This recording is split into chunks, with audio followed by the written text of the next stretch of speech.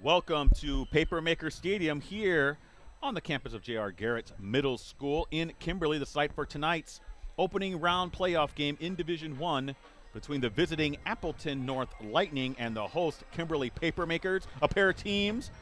Well, how familiar are they with each other? Well, they're conference rivals, and they met last week.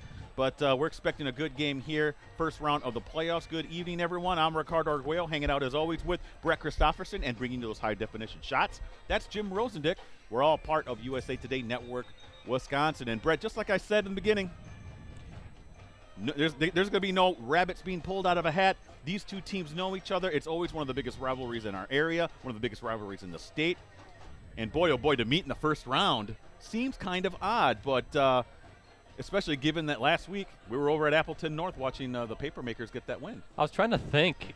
I don't think we've ever done a game where it's been back-to-back, right? Back-to-back opponents. No, not that I know of. And how odd. It is odd. You know, and what's odd, too, is Appleton North, darn good number 7 seed. I just think they were underseeded big time by what you call the HAL 9000 supercomputer. Yeah, so, but yep, it is what it is, right? That's the old cliche, and this is what we have. First round playoff matchup between two rivals that faced each other last week. 14-0 Kimberly victory. And I was also thinking about that too, Ricardo. Are there wrinkles to be had by both coaching staffs, or this is what we are? We're 9 weeks in. There's not really going to be any surprise. I have to think there's a few tricks up the sleeves for both of these coaching staffs that they're going to maybe some unscouted looks, if you will. But we're going to see two great defenses going at it again. And kind of like last week. Now, last week was like a bit of a monsoon. The weather was terrible, windy, rainy. We were saying, where was that big mistake going to happen? Or maybe the big pass play. Well, you had the Landon Van Offeren, a 76-yard touchdown return for a score, a pick six. That made it 14-0. That was kind of the big play in the second half for Kimberly. Feels like that's going to be something like that again. Is it going to be a defensive stop, a defensive turnover that's going to dictate this game? Because, again, I don't think both defenses are going to bend a whole heck of a lot tonight. Brett, you mentioned that the big mistakes, and just to preface before we go into these notes, Brett, with Appleton North, I know last week I was talking to Coach Salmon. It's about not having those mistakes, right? Because that defense is already championship caliber. And when I did the kind of like look at each division, you can look at that, by the way, on postcrescent.com, going to sports and varsity tabs. You should be able to find that, my predictions for all 7 divisions. The thing with Appleton North, Brett, mistakes. If they can limit or eliminate those mistakes, they got a shot to do a lot of good things. Because, like we said, that defense is ready to go. And with Kimberly, they've been playing fantastic both sides of the ball. They're playing at the level we usually expect from them, Brett, going into the first round of the playoffs. So this is gonna be a great one. And Ricardo, Kimberly's probably looking at this too. Like, we got Appleton North out of the chute. Are you kidding me? Yeah. But that's kind of what the seeding does now. It's kind of creating some very interesting matchups in the early rounds. Good for us, good for the media, good for the spectators. But sometimes if these coaching staffs, you got to wonder, it's like, come on, this should be a matchup maybe little later down the line. We don't want to see them right away. Eventually we'll see them, but not right away. Well, let's go through some notes, Brett. Get to know these teams a little bit. These notes, again, every week put together by Brett. Does a great job here. Let's talk about Kimberly first. And Appleton North, Brett will talk about following. Now, Kimberly, they're ranked 7th in the large division in this week's final Associated Press State poll. Talked about it coming off that 14-0 win over Appleton North last Friday in the FVA regular season finale at Appleton. A game we streamed. Kimberly's win secured a share of that conference title with Kaukauna. The quarterback Carson Pendleton connected with Bryson Veith on a 26-yard touchdown back of the end zone in that first quarter. Papermakers' other score, Brett talked about this, the Landon Van Offeren 76-yard interception return. Pendleton threw for 138 yards and a touchdown while completing 3 of his 10 passes. He threw for 38 yards and a touchdown while completing 3 of his 10 passes. Keep in mind, rainy and windy night. Not what we're expecting tonight, Brett. It's a gorgeous, beautiful, little chilly, but gorgeous Friday evening here in late October. So that shouldn't be a concern, I would say. He also tossed an interception in that game. Here we go. The two-headed monster that Kimberly has at running back, Marcus Doucette, Gavin Tyson. They led the way in rushing with 79 and 62 yards respectively. Overall, Kimberly finished with 145 rushing yards. That's a respectable number against Appleton North's defense. Veith, top receiver with a touchdown catch for 26 yards. And defensively, Brandon Ellefson's 11 tackles were tops for the defense. On the season, Pendleton's thrown for 961 yards and 15 touchdowns while completing 61% of his passes. He has 6 picks. Tyson leads Kimberly in rushing with 770 yards and 7 touchdowns. He's averaging 5 yards a carry. and averaging 96.2 yards a game. His rushing total ranks third in the FBA. Doucette next with 429 yards and 5 scores. And Veith, he had the touchdown catch. He's also the team leader in receiving with 31 catches for 401 yards and 6 touchdowns. Brennan Grams is next with 28 receptions for 393 yards and 5 scores. Veith and Grams rank second and third in the FBA, respectively, in receiving yardage. And on the defensive end, Ellefson's 45 tackles leads away. Oberman is next with 41 stops. Sawyer Hanlon is third in tackles with 33. Hanlon and Sam McGivern have posted 6 and 5 sacks, respectively, to lead the way. And Thomas Myers, his 3 interceptions are best on the team. Collectively, as a team, Kimberly is averaging 123.2 passing yards a game. They're allowing 100 passing yards. And they're also averaging 165.8 yards rushing and allowing 100.5. In terms of points, they're averaging 26.4 points a game and allowing 10.8.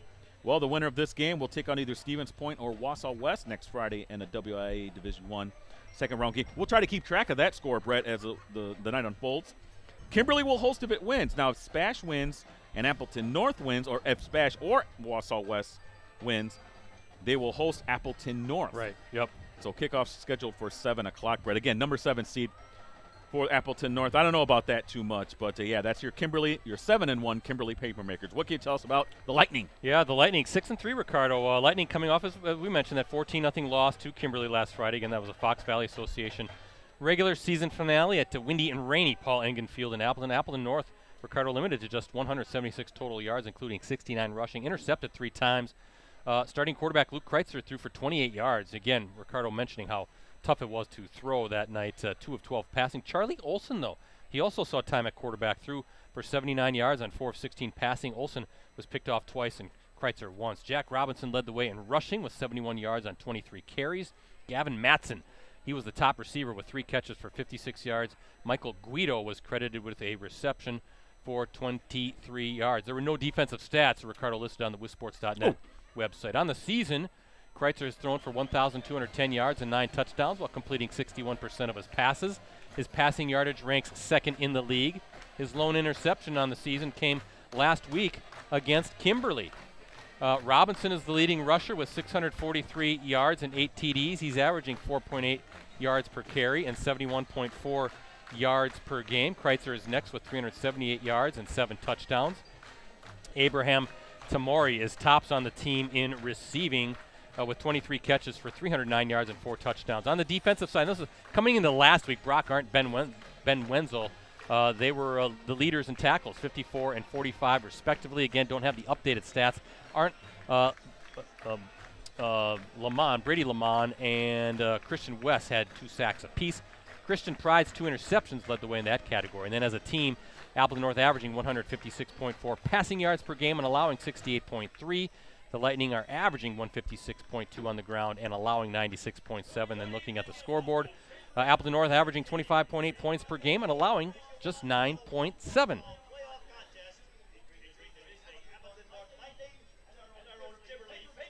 Great to be here at Papermaker Stadium. Ricardo, always want to thank the athletic director, right? Ryan McGinnis at Kimberly High School. Just saw Ryan up here a little while ago. Always he and his staff do a great job of rolling out the red carpet for us. We always appreciate him and all of our athletic directors for letting us do what we love to do. And this is a fun time of year now, Ricardo. No doubt about it. We'll talk more about tonight's game. National anthem coming up first.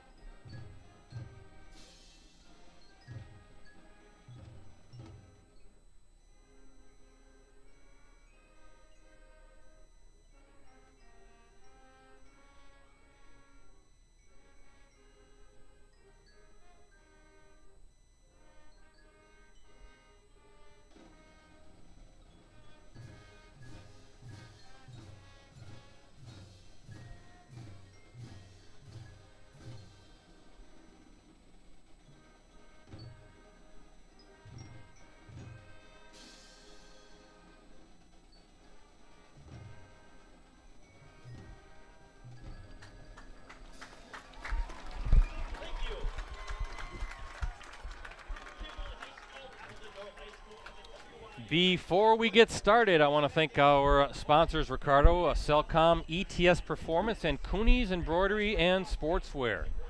At Cellcom, putting you at the center of all they do means saving you $500 when you join. You choose the plan, number of lines, and phone. Visit cellcom.com for details. ETS Performance is the leading provider of sports performance training for athletes across the Midwest and Northeast Wisconsin.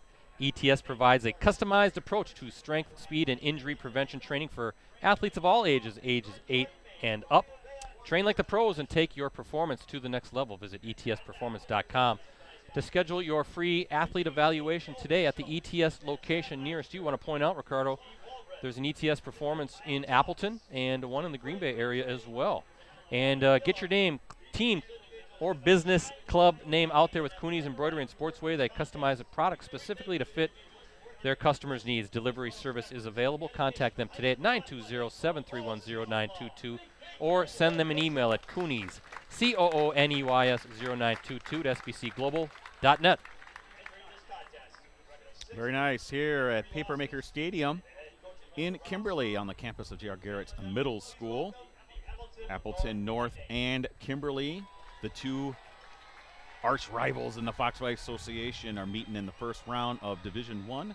We don't call it level 1, Brett, do we? It's first round, second round, state quarterfinals, semifinals, and finals. State finals, right. Level stuff. What's levels mean? I think of a Kramer from Seinfeld when he wanted to build the levels. Yeah. Like old Egypt, right? I thought you were going to talk about his coffee table book. No. I was just watching that episode the other night. Speak of the devil. But yeah, first round playoff game. Hard to believe, Ricardo. 9 weeks in the books, right? 4 more to go for us in the live stream team. You've got 5 more to go because you'll be down at Camp Randall Stadium. Hey, if we have enough November. teams, Brett would love to see you down there with me. We'll see how that goes. That's a no.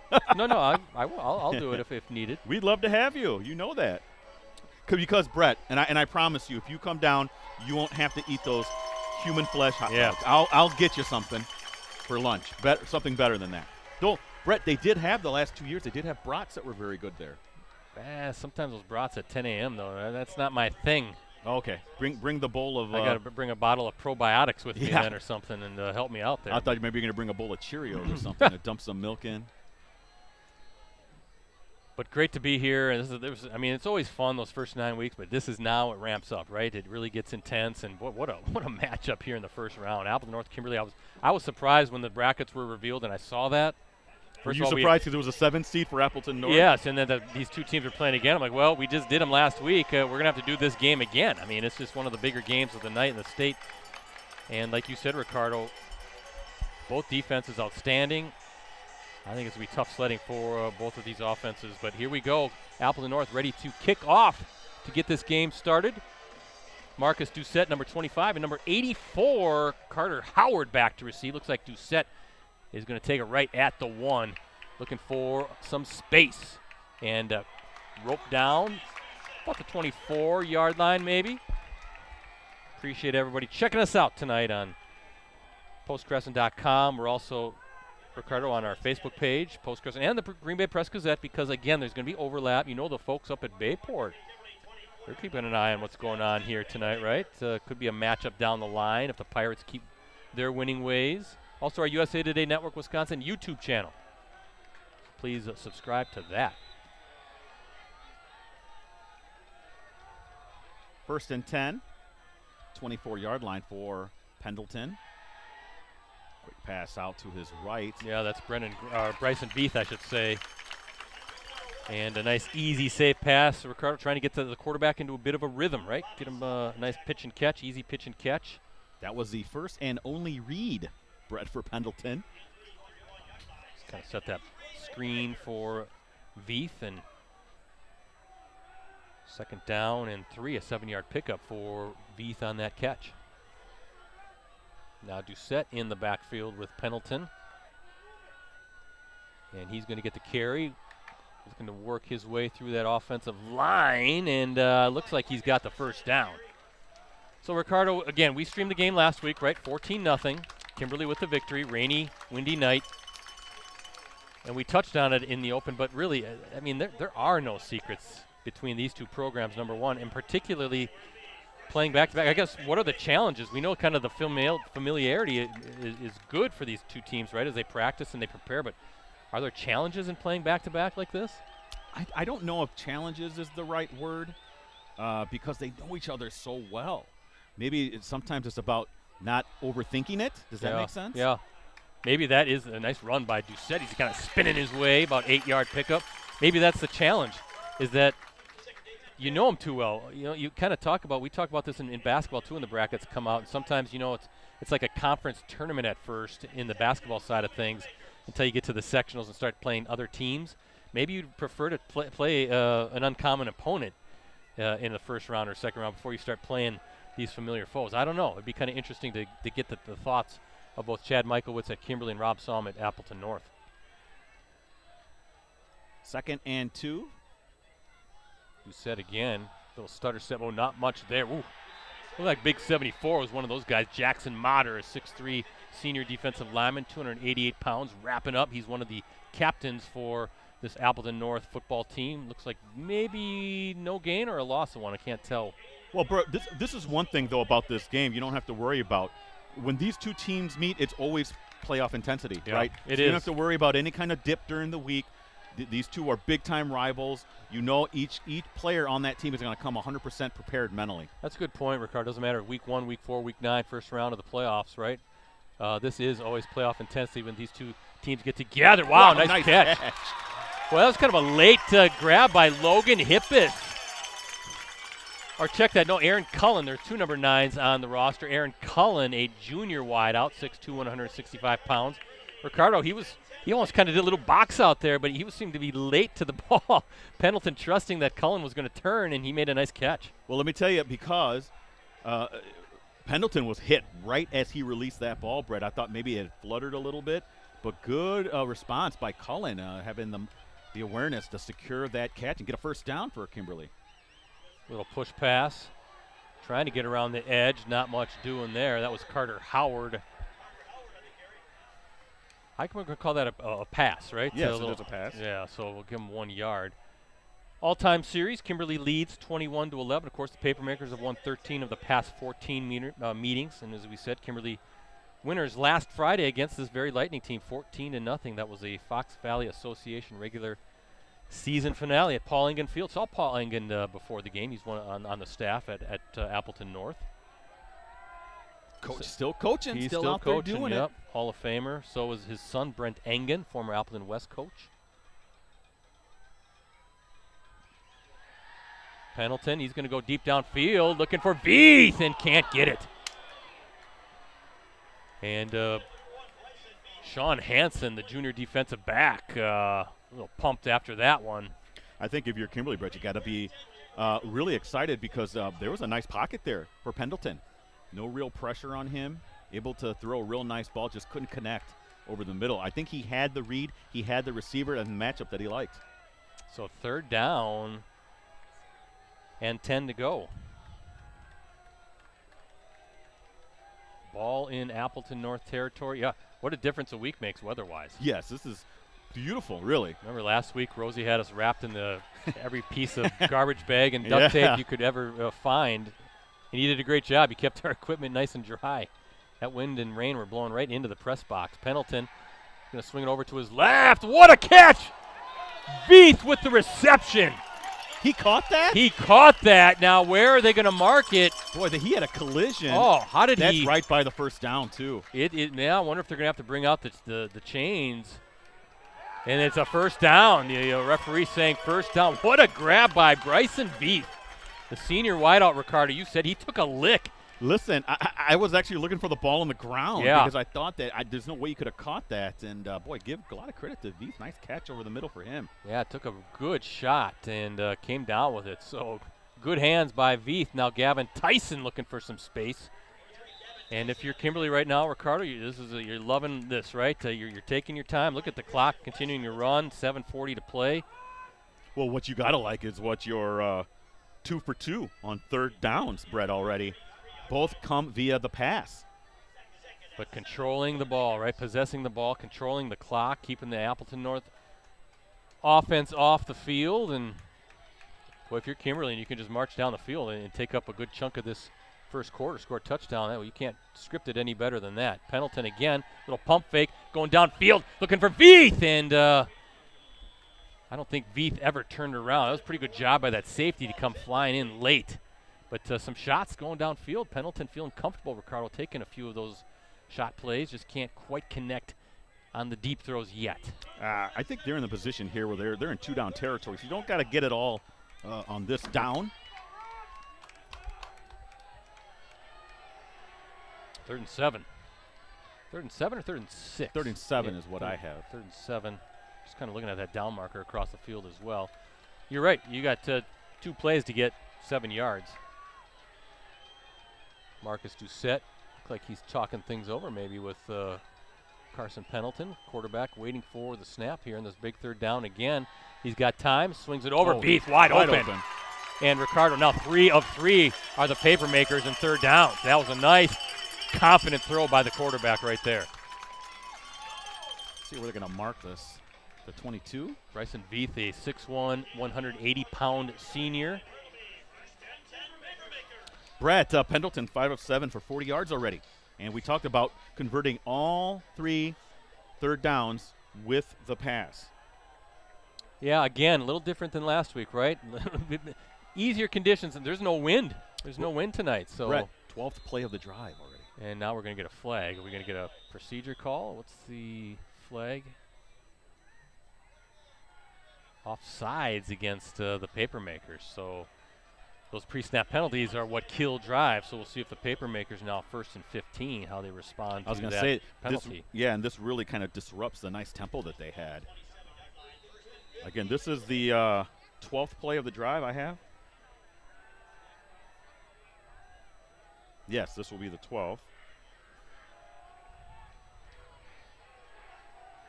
Clock continuing to run. Almost half of the first quarter all on this game-opening drive for the Papermakers, now 1st and 15. And Pendleton hot so far at quarterback. Kevin Tyson with him, and Tyson with it, and finds a nice little seam. Boy, brought down hard at the end by guess who? Brock Arndt.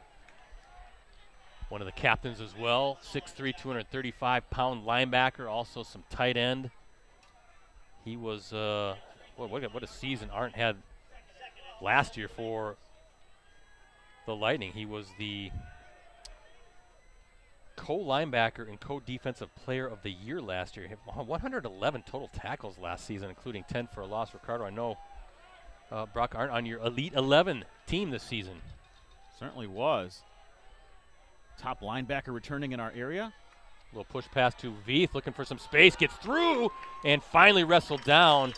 Brock Arndt brings Veith down, and he's lucky he did, because if Arndt's not there for the tackle, I think Veith's got the first down.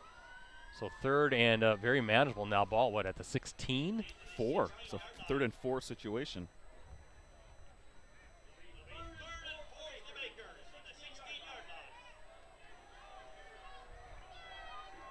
Over half the quarter here on this game-opening drive.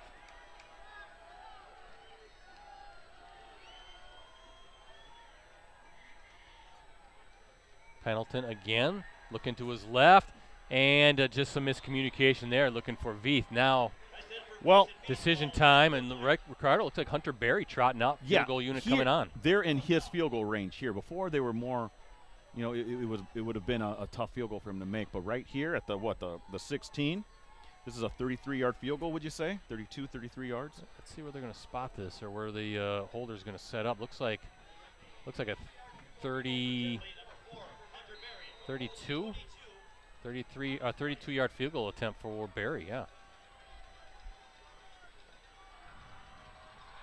Snaps good, holds good. Berry's kick is good. And a good start for the Papermakers, taking up well over half of that opening quarter. As we look at our Cellcom and ETS performance scoreboard, the Papermakers strike first on the 32-yard field goal by Hunter Berry. Kimberly leads 3-0. Brett, that was a 15-play, 76-yard drive.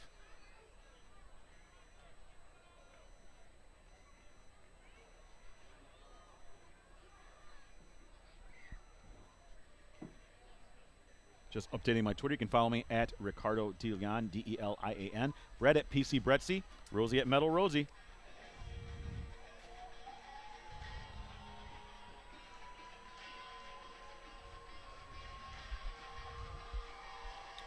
Ricardo, only the 4th time these two rivals have met in the postseason, but the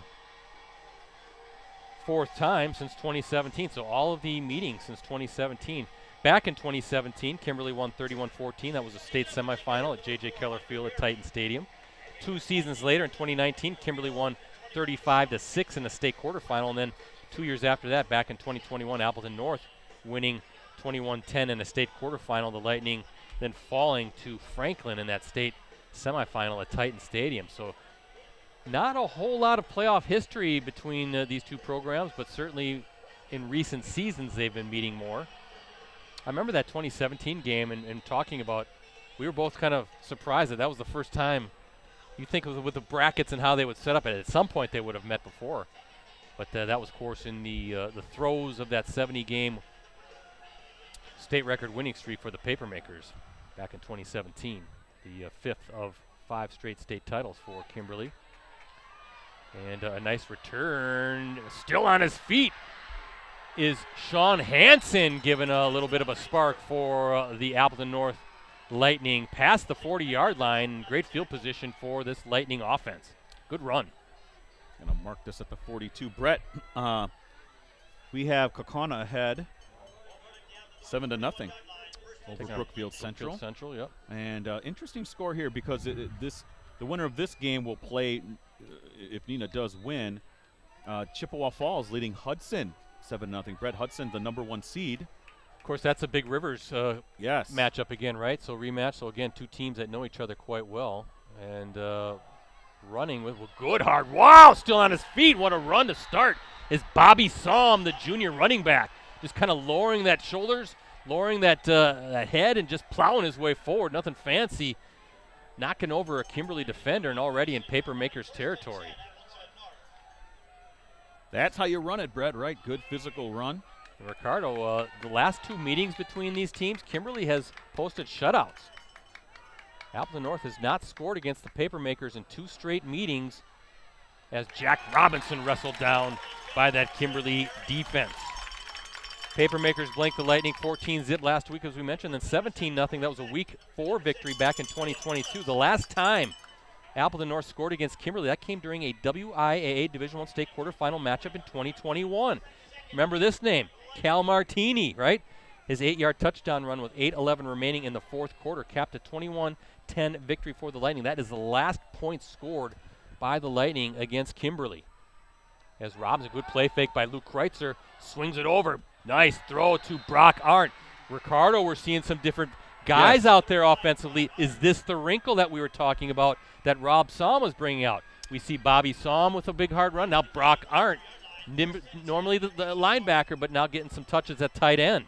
Well, he was. I remember talking to him before the season. He was going to see some select plays for him, Brett, on offense. You see that right away, a nice 12-yard gain. Brett, they're really they're nearing the red zone here. Yeah, and Arndt and Somm back out there again as Kreitzer waiting for the snap. Hands off to Somm, trying to find, oh boy, he ran right into the big arms of guess who, number 99, Sam McGivern, the 6'3", 250-pound defensive lineman in one of your Elite 11s as well. Good job by that Kimberly defense, plugging the holes and forcing Somm to go inside right into the big old bear paws of Sam McGivern. McGivern was not going to let him go there. Brett Spash and Wausau West still 0-0 with 7 minutes left in the first. Yep, winner of that one plays the winner of this one next week. Luke Kreitzer, nice season for Kreitzer. He's looking to his right and just overshoots. Yeah, I think there like might have been a little Guido. miscommunication there, Brett, because that was far over his receiver's head, who was kind of doing a little comeback route. So 3rd down, 10 to go for the Lightning. Big spot here for both sides. Again, keep an eye on number 5, Brock Arndt, for the Lightning.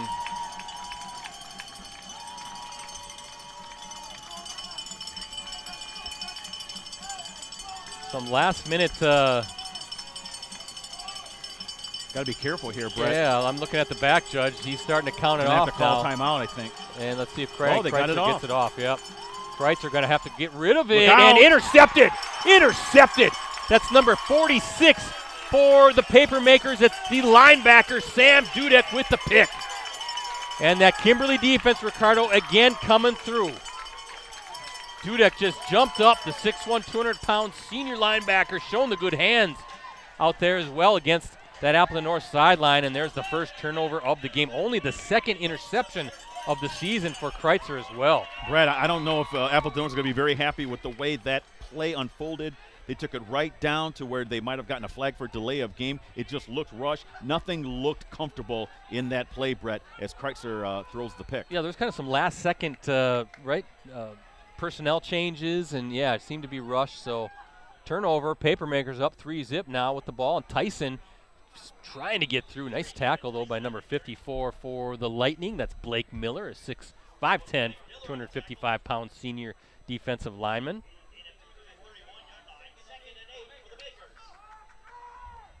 Yeah, there are a whole bunch of games of interest, right? And of course, Spash, Wausau West. We're kind of curious about the game down the road at Kaukauna Brookfield Central. But how about De Pere and Milwaukee Marshall? How did Milwaukee Marshall get a top seed? Milwaukee Marshall was supposed to play here in week 1 against Kimberly. Had to back out of that game as Marcus Doucette looking for some space. Still on his feet, finally brought down. Third down coming up. But then Marshall's at 6-2, gets a top seed. They're hosting De Pere. I gotta like the Redbirds in that game. Oh, I love the Redbirds in that game. Brett, yet another terrible seeding by the HAL 9000. Yeah, there's some odd seedings, right? Definitely some odd deals, but that's the way it is. And Appleton North being a 7 seed, even Kimberly being a 2. You know, as a co-conference champ, why are they not number 1? As Doucette trying to get through, and he's going to be a few yards shy, so good job by that North defense. I think the punt team going to have to come out, so the Lightning hold on Kimberly's second offensive possession. Yeah, best case scenario here for Appleton North, but that defense, Brett, coming through. You lose a little bit in the yardage, but nothing, no points scored off that turnover. Nick Bergen back to receive this punt for the Lightning. DC Everest Neenah, yeah, that's a game we want to pay attention to. How about West De Pere Menominee Falls? That should be a pretty good game, a 4 and a 5. Menominee Falls. The Phoenix, they got a pretty good team. Ooh, that was a rush punt. Didn't see who got in on that, but that's bouncing back towards the Appleton North territory. So great field position and good special teams play to force a rush punt. Basically just skied. Not much distance at all, but the punter had to hurry that punt, Ricardo, and look at this. Ball's going to be at the 46-yard line of Kimberly, I should say. Well, another touchdown by Chippewa Falls, 14-0 over Hudson. That's officially a upset alert, Brett. I think that's an 8 versus 1. 8 versus 1, right? And I had issues with Hudson being the number 1 seed. Jack Robinson with the carry. Sam McGivern wrapping up again. Well, we'll see how that plays out, but there's some schools around here that'll be thrilled if Chippewa Falls is able to pull that one out, because there goes a 4-hour bus drive, right? Yeah, exactly. I think it would be Neenah. If Neenah would win, they would play this winner. And I agree with you, Brett. And I think Neenah would then host. Yeah, Chippewa Falls will come to Neenah instead. Kreitzer waiting for it, handoff. Wow, McGivern again in the backfield.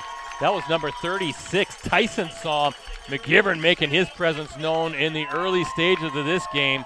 3rd and 10 coming up. And that is how the first quarter comes to a close on that big tackle by Sam McGivern. Let's look at our Cellcom ETS performance scoreboard. 3-0 Papermakers with the lead. 3rd down coming up after the quarter break.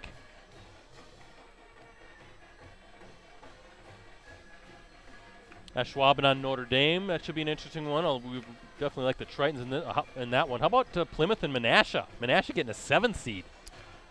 That's a tough matchup for them, though. Plymouth is a very good team, though I just think that's way too low for Menasha. I do, too. They're a 7-2. I know the FRCC South, not a very good league. But come on, is it really that much worse than the Eastern, whatever, they were going to play in the East Central Conference? Or I know Port Washington, I think, is in that league with Plymouth. Little Chute, Luxembourg, Casco again, Northeastern Conference rivals. The battle for the LC trophy in the regular season. And then Wisconsin Dells at Xavier. Some games that we're going to keep an eye on, among others. All eyes on this game, though, here. Second quarter underway. 3rd and 10 coming up for the Lightning as Kreitzer waiting for the snap. Fakes to Robinson. Goes downfield and just nothing there. Good coverage by the Papermakers.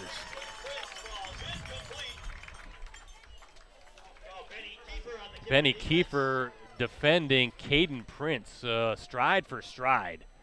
And not much room for Kreitzer to try to hit his receiver. So you got to think punt team out for Appleton North. And a good job by that Kimberly defense again holding and forcing the punt. Yeah, tough series there for Appleton North, Brett, because I think they had really good field position. You want to be able to come off the great defensive stand and generate some points, but now they're punting.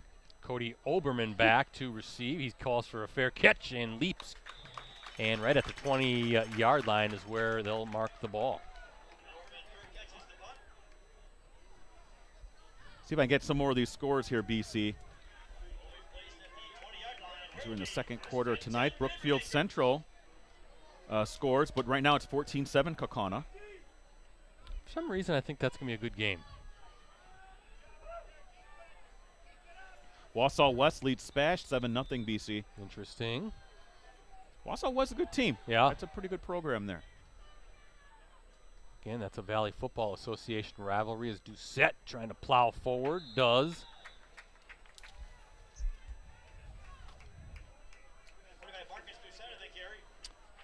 Yeah, Stevens Point, the Panthers, Spash, champions of the Valley Football Association. They beat Wausau West 27-7 back in week 6. So handled the Warriors pretty easily.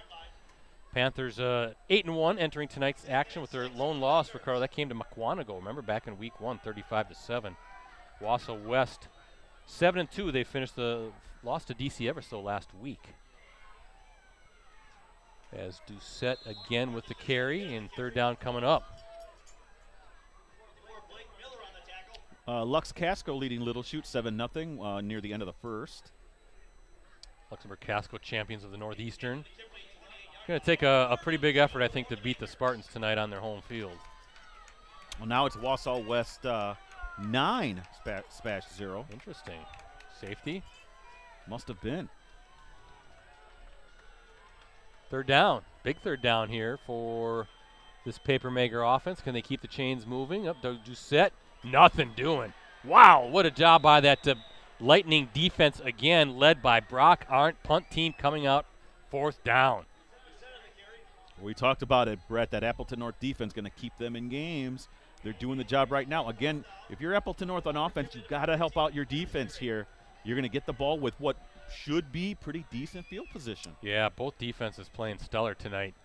And no surprise, right? We kind of figured this would probably be a low-scoring defensive battle. Not going out on a limb by any stretch saying that. Better punt this time. And Bergen with going the wrong catch, way. And yeah, good pursuit by the Papermaker special teams unit. Nothing doing there for Bergen. So here we go again. Another opportunity for this Lightning offense to try to get some points against Kimberly. It's been since 2021 since the Lightning have scored anything against the Papermakers.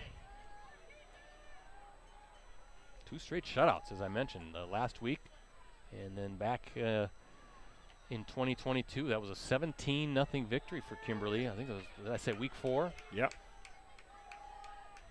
You can see Chad Michaelwitz talking to some of his offensive guys, his quarterback. He's got Bryson Veith there as well on the sideline. Maybe some adjustments, trying to get things going. Luke Kreitzer with the carry there. Back up to the 45.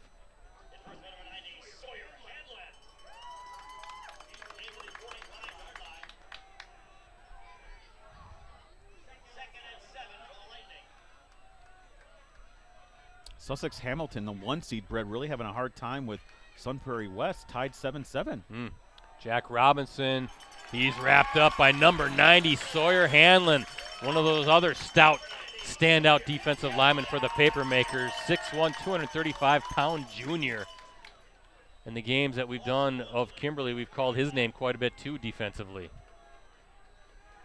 Brings up 3rd and 8, Brett.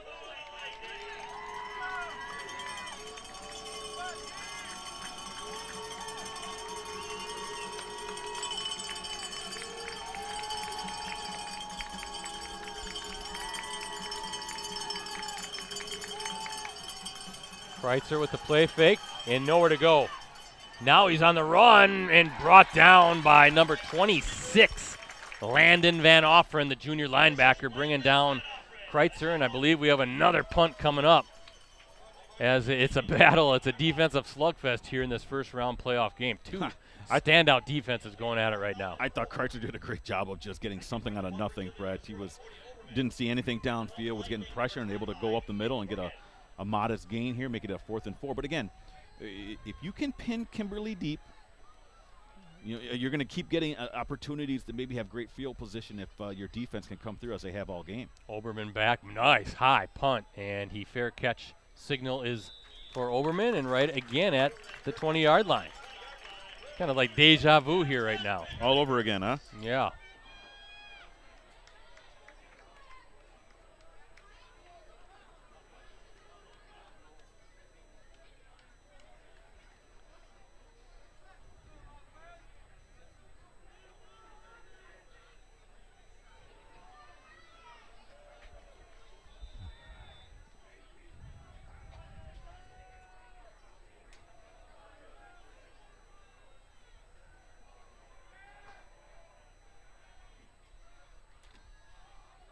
Ooh.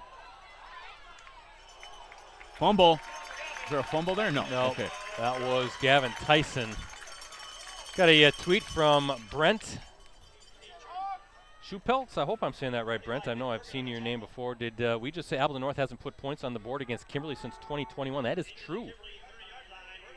I'll read that stat again. There's been 2 straight shutouts in this series. 14-zip last week and then 17-zip back in week 4 of the 2022 season. Last time Appleton North scored, that was the 4th quarter of a state quarterfinal matchup. Going downfield was Pendleton and Veith, the intended target, Ricardo. 2 guys, though, chasing Veith down the field. 2 defenders for Appleton North, not much there. Yeah, well defended there by Appleton North. But, yeah, the Cal Martini, as I said, his 8-yard touchdown run with 8:11 remaining in the 4th quarter in that 2021 state quarterfinal matchup. That was a 21-10 victory for the Lightning, capped the scoring. That is the last time Appleton North has scored against Kimberly. 2nd down coming up.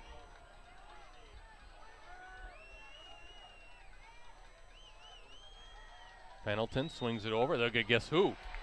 Number 93, Connor Baruchak. He's wearing number 93 as the fullback, but Appleton North not fooled there, so 3rd and long coming up.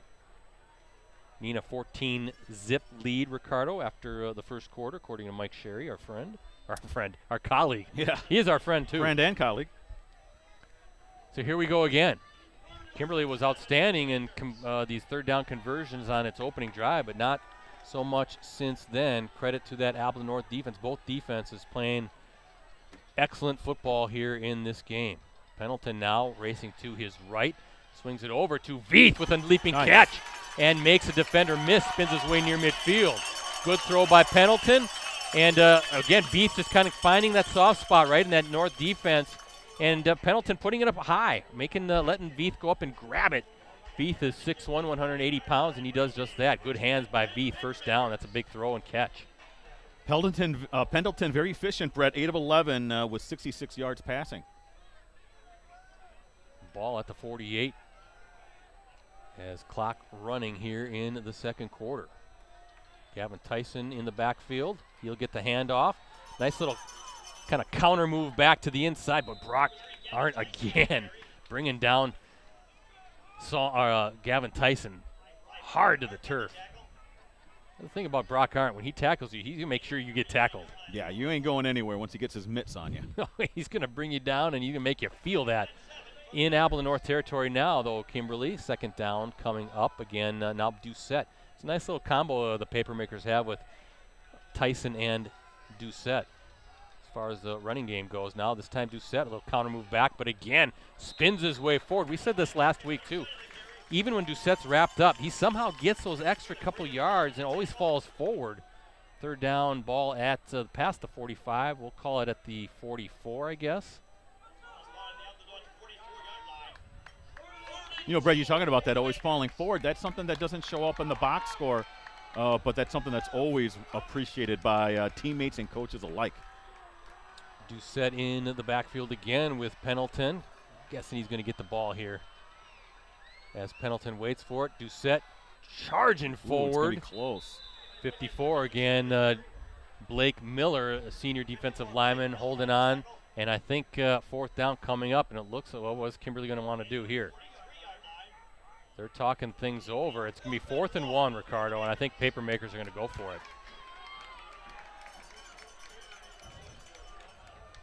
Another Division I score. Mukwonago leads Arrowhead 14-7.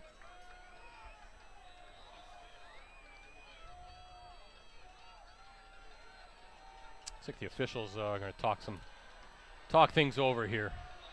Yeah.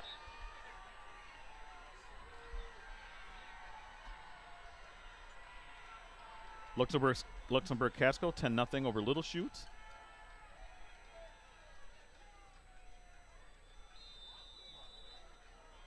All right, here we go. 4th down, 4th and short.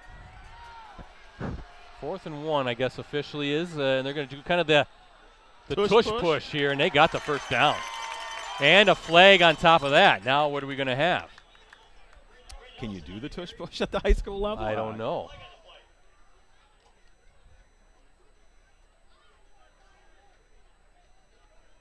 It is a first down. And on top of that, we're going to get a face mask against Appleton North. Add some more yardage onto that.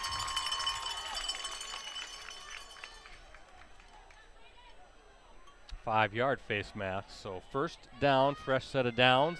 That's kind of the thing to do now in 4th and short, right?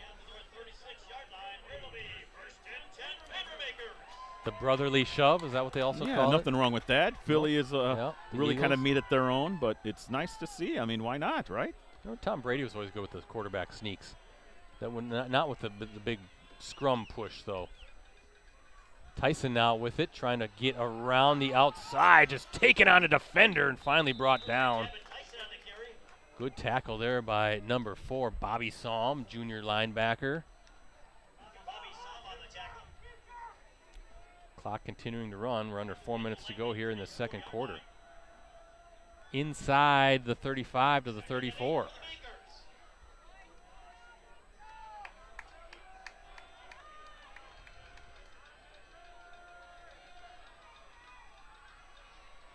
Pendleton, he's going to hand off. Ooh, right up the gut is big Doucette. hole up there, yeah. Saw the big lane right there and just attacked it. He'll be short of the first down, but 3rd and 2 coming up inside the 30. Ball at the 28.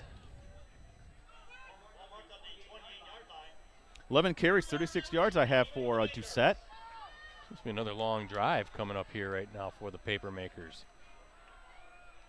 And 2 downs to get another first down. Got to think it's 4-down territory.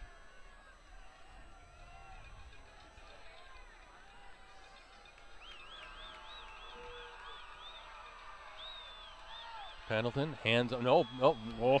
I thought Pendleton was keeping it. Didn't see who got in there. Was that Arndt, one of those guys that brought down? I think it was big old 54, Brett, who got a lot of penetration. Blake Miller, the senior 265-pound defensive lineman. Boy, making a big play, a loss on that one. I thought actually Pendleton was going to keep it and run. But now you have 4th down, 4th and 4.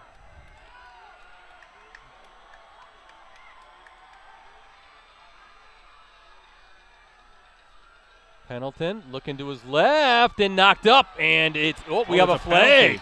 Well, if it's tipped, it can't be pass interference. Let's see what the call is. Kimberly's clapping its hands.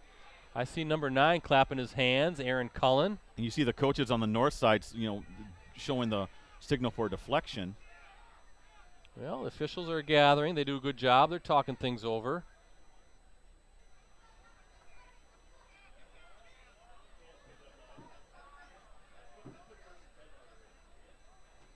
let's see what the call is. We're going to get pass interference against wow. Appleton North. And that north sideline not very happy right now. Yeah, I couldn't see on the other side of the field, Brett, what happened, but that ball was definitely tipped, so that interference had to have happened before the pass was thrown. So that's a first down. And that's a big penalty ball at the 15-yard line.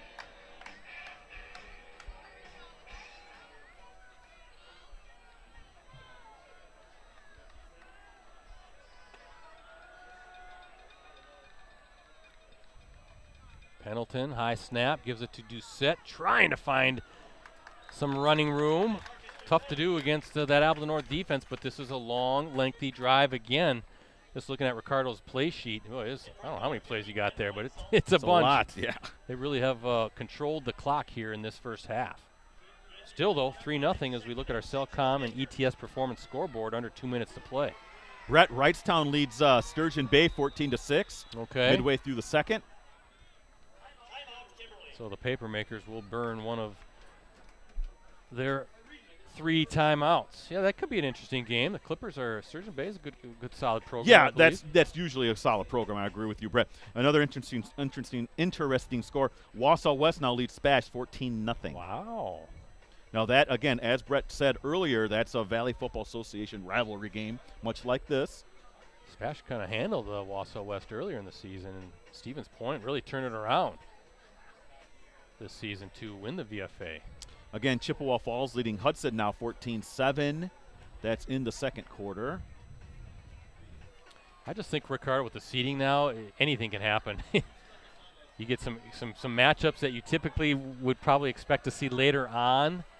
And it seems like gone are the days when an 8 beating a 1 is going to be a major upset. De Pere leading Milwaukee Marshall 14-8. Second down for the Papermakers after that timeout. Pendleton looking to his right, and he's got a touchdown. Marcus Doucette from 11 yards out. And that was a strike.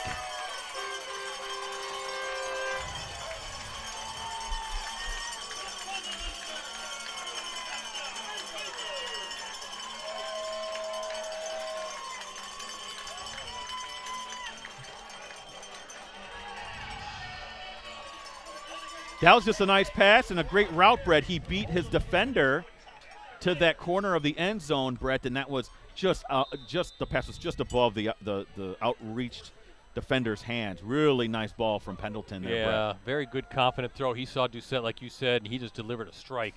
And, Brett, sometimes those, I would say, relatively easy passes are sometimes the hardest ones to convert. Yeah, but he was pinpoint there. Barry's pinpoint on his P18 as we look at our Cellcom ETS performance scoreboard. A 10-0 lead now for the Papermakers. I had 11-yard touchdowns, Brett. 11-yard pass, yeah, yep. Okay. But 10-0 the lead after that 11-yard touchdown pass from Carson Pendleton to Marcus Doucette. Ricardo, I'll let you add up how long that drive was, but 2 long scoring drives here in this first half for the Papermakers. Of course, Kimberly opening the game with a 15-play, 76-yard march that ended with a 32-yard field goal by Hunter Berry with 4:50 to play in the first quarter.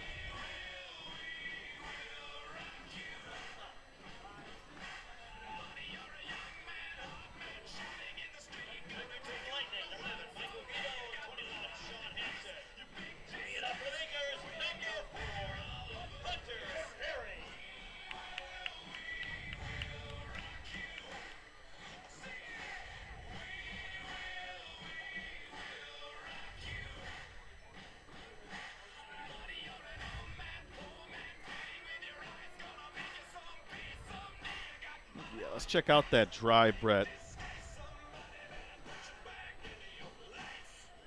13 plays I have it down for. I'm going to check it again. Add it up. Come on now. Yep, 13 plays, 80 yards. 13 plays, 80 yards. And Pendleton now 9 of 12 for 77 yards and the touchdown pass, Brett. Very nice performance from him in the first half. So 15-play, 76-yard drive, 13-play, 80-yard drive. That's your scoring drives for the Papermakers so far. Well, let's see if Appleton North can put put something together before halftime hits. I think, if my memory serves right, the Lightning would start the second half of the football as well. See if this offense can get some rhythm here, and who knows, maybe put some points on the scoreboard and feel good about things at halftime. Come out and double up. Of course, that Kimberly defense is thinking otherwise and getting a quick stop and maybe getting the ball back, putting some points on the scoreboard itself, as Robinson trying to break free from McGivern. McGivern wasn't going to let him go. We talk about Brock Arndt defensively and not letting guys go. You get Sam McGivern's bear hug or Sawyer Hanlon, you're not going to escape that either. Was that Robinson? Robinson for no okay. gain. Neenah now up 21-7. Grant Dean with 2 touchdown runs. Grant Dean, Ricardo, he's got to be the offensive player of the year in the league, right? Yeah, and he's on that short list for our player of the year for the Post Crescent as well. I would think so. Kreitzer swings it over, but nothing doing there.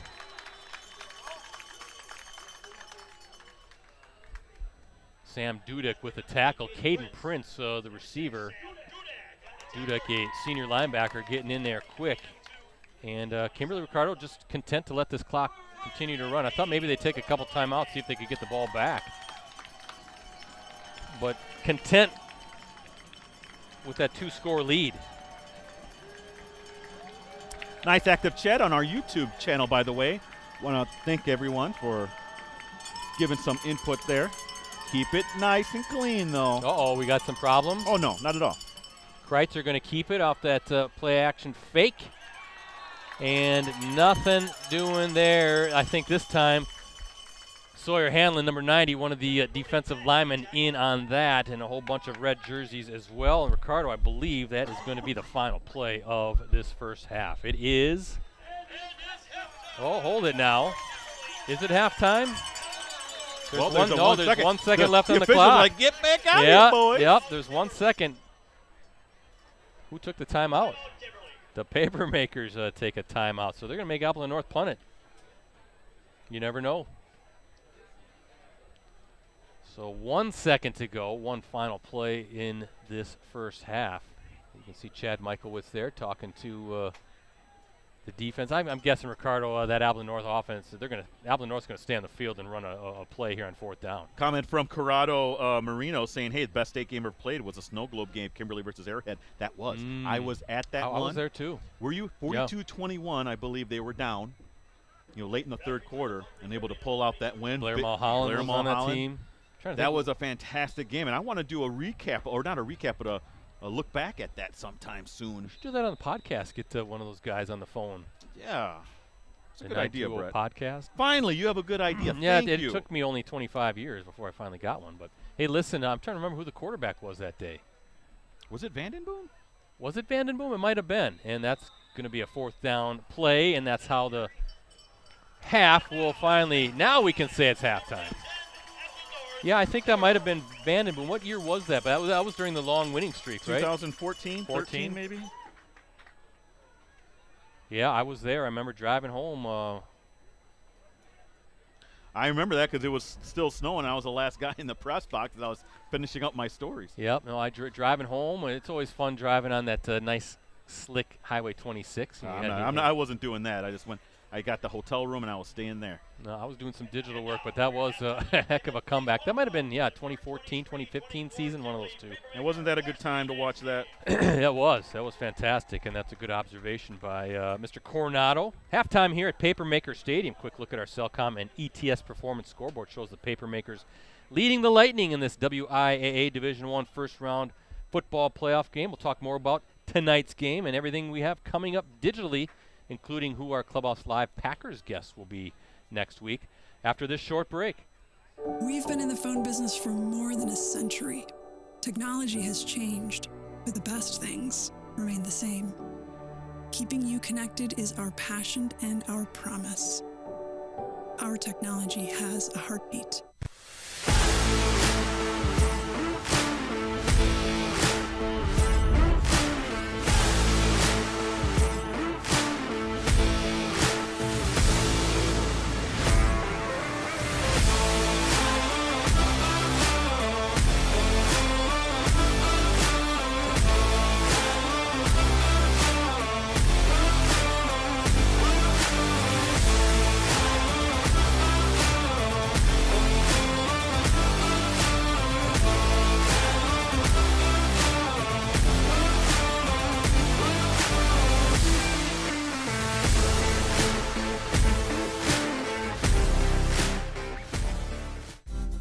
Promote your business, unite your team, or just get your name out there with help from the professionals at Cooney's Embroidery and Sportswear.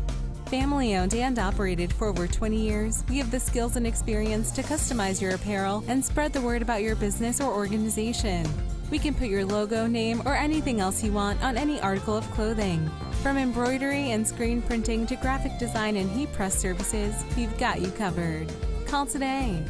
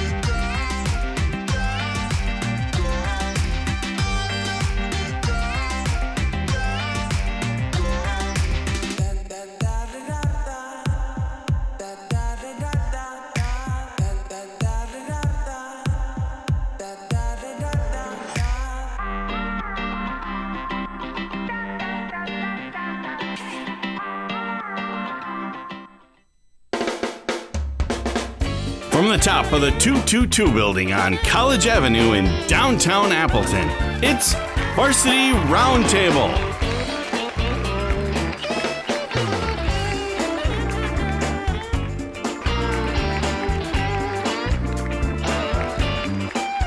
Ladies and gentlemen, Ricardo Arguello.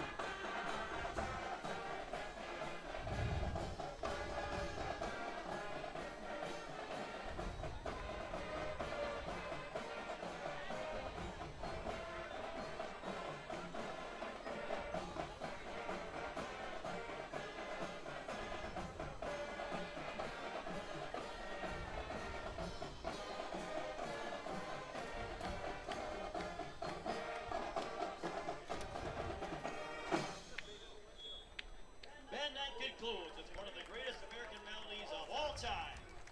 originally written in 1918, but dropped from a now-forgotten Broadway musical. This song was finally introduced 20 years later in 1938 by Kate Smith in an Armistice Day radio broadcast, and was later used in the 1943 film This Is the Army. Over $10 million in royalties earned from the sale of this song has been donated to the Boy Scouts and Girl Scouts of America, according to the wishes of the composer. Here is Irving Berlin's beloved To Our Country, God Bless America.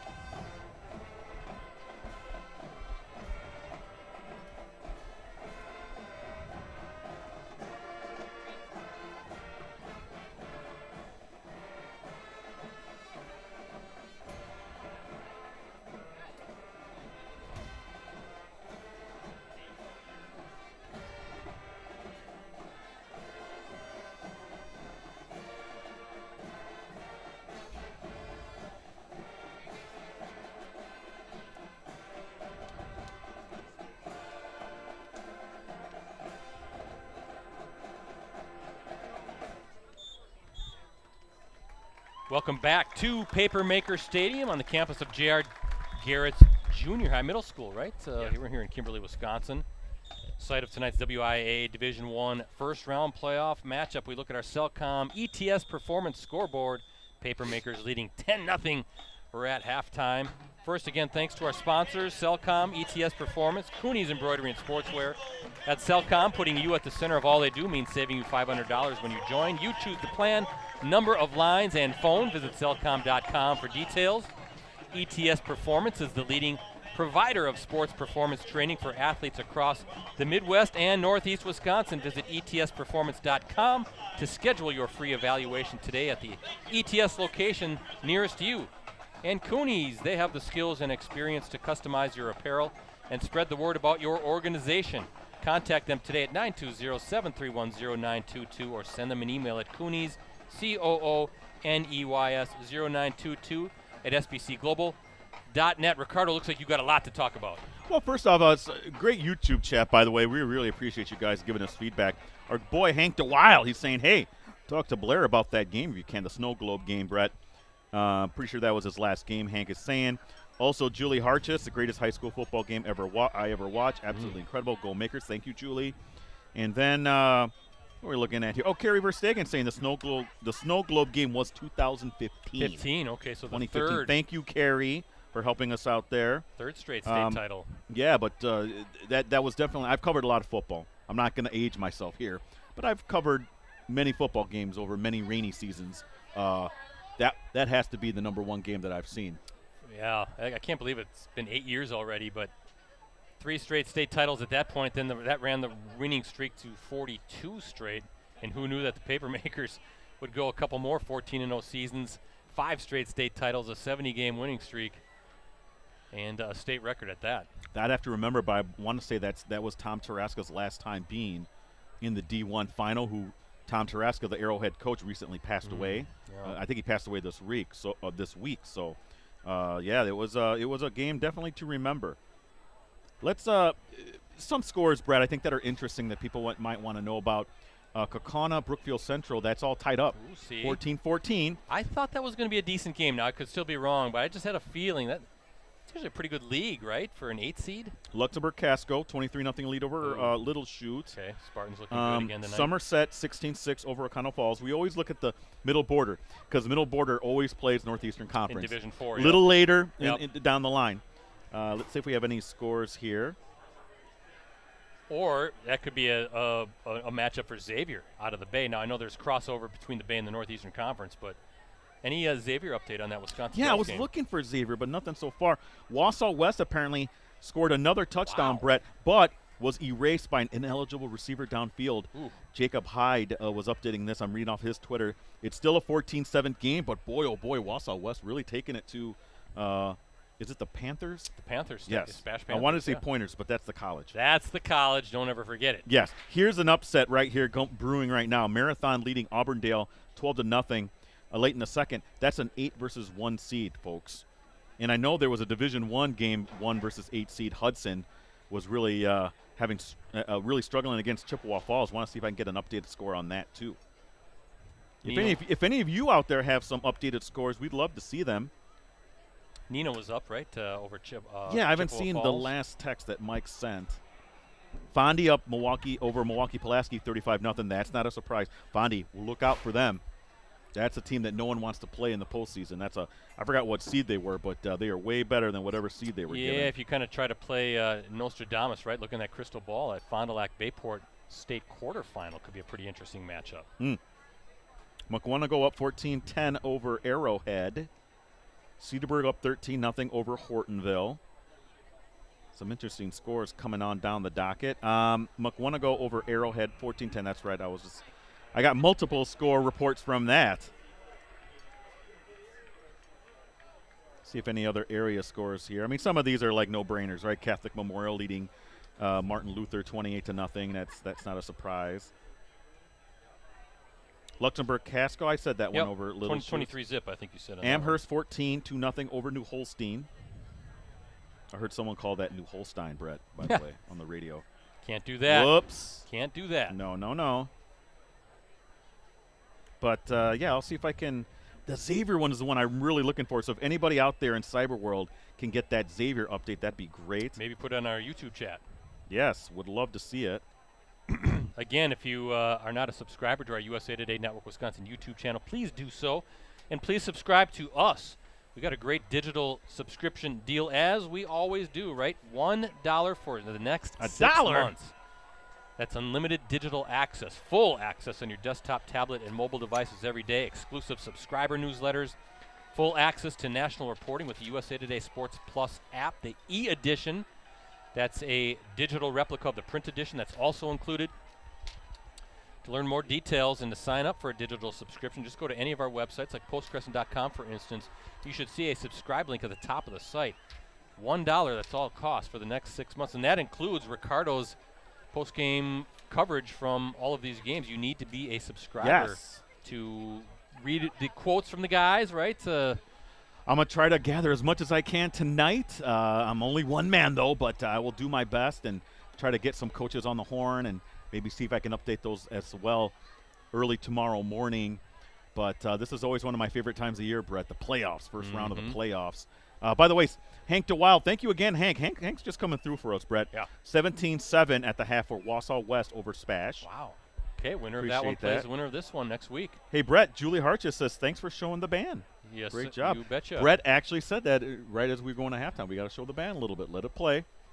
Show them off a little bit. I think it was a combination between the Kimberly High School marching band and the middle school band right here at J.R. Garrett's middle school. JRG, as they like to say. Yeah, we'll be streaming a WIAA second round playoff game somewhere. I'll announce the matchup on my Twitter account, so please give me a follow at PC Brett C. Live coverage, as always, will kick off at 6:45 p.m. And remember, you can access our previous Game of the Week live streams on our USA Today Network Wisconsin websites. Just go to the sports section and scroll down until you see the Watch Our Varsity Game of the Week Prep live streams link.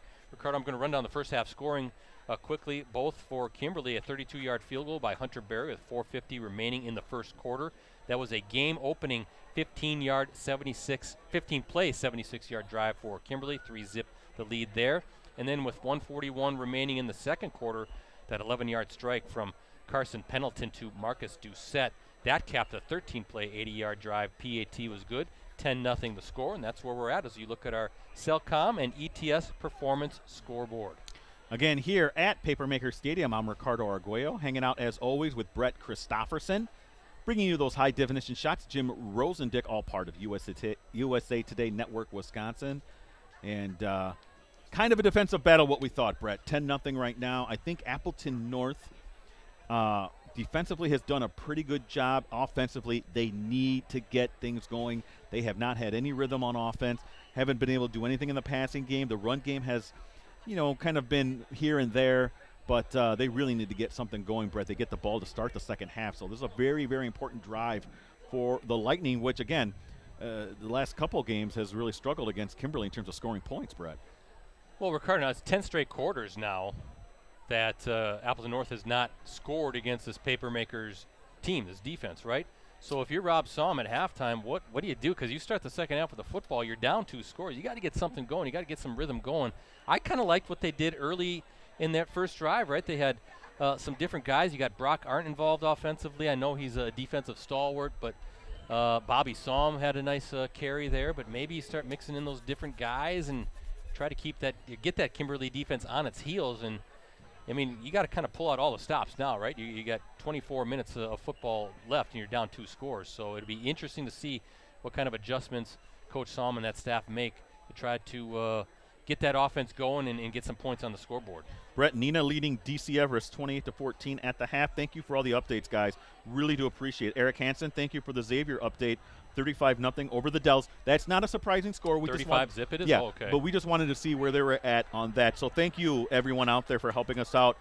It really is important because I think a lot of folks want to know. This is first-round playoffs. Everyone wants to know what their favorite team is doing, what's the updated score. We're going to scour Twitter right now to see if we can find some updated ones as well. Hope you all are enjoying the game as we're, a couple minutes from the start of the second half. Again, Appleton North starts with the ball.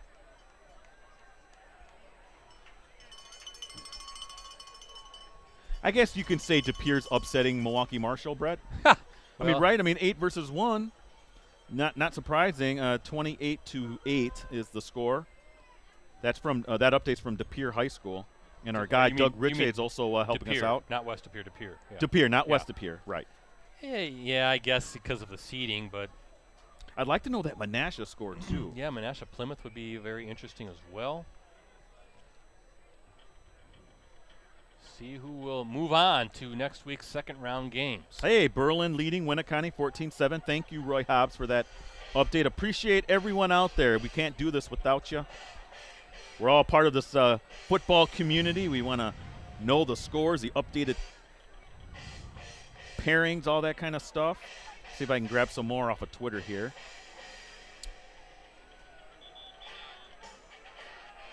Appleton North, they're ready to go. Just waiting for that Kimberly kickoff team to come out. Woo. This was a tough draw for Clintonville, but they're losing 33-0 to Wittenberg-Burnhamwood. Wittenberg-Burnhamwood, that's a very good Chargers team. I'm going to tell you that right now in D5.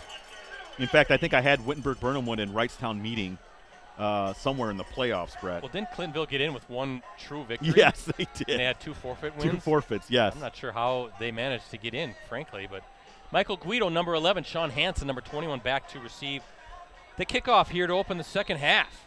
As Kimberly, I'm kind of seeing, looking what's going on in front of me, I can see Chad Michaelwitz. He's got Bryson Veith. Pendleton he's got with him. He has Ryan Hinsky. I think he's a receivers coach. Got number 9, Aaron Cullen. All kind of going over some last-minute details for when they get onto the field as Hansen with it. Always some last-minute instruction. Arrowhead leading Mukwanago 17-14. That's another potential upset. This is not a surprise. 2 Rivers 35-0 over St. Francis. 2 Rivers has a good shot, Brett. Division 4, right? Yeah, but they would eventually have to run into the behemoth. You know who the behemoth is in D4. Waukesha Catholic Memorial. Yes. That would be prior to Madison, I think. Yes, it would be. Yep. That'd be a good game, though. All right, Luke Kreitzer, he play fakes, goes to his left, spins around, and Arndt cannot come up with that. Brett, that was the same play they ran in the first half. Second down.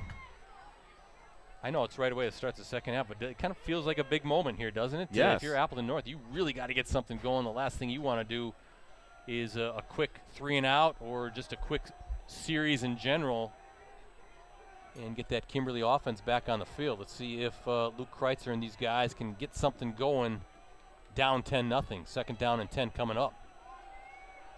The lefty quarterback waiting for the snap. He's going to hand off to Psalm, number 4. That's Bobby Psalm, a junior running back. And here you go, third down.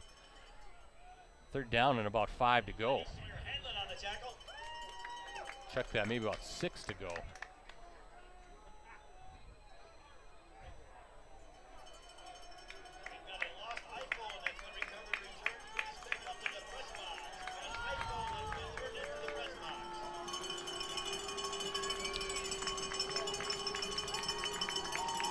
Kreitzer, Psalm with it, looking for some space, trying to get forward. Number 6, though, Braden Ellefson, the junior linebacker, bringing Psalm down. And now here you go. Hey, thank you. Menasha up 21-0 against Plymouth. I got a tweet.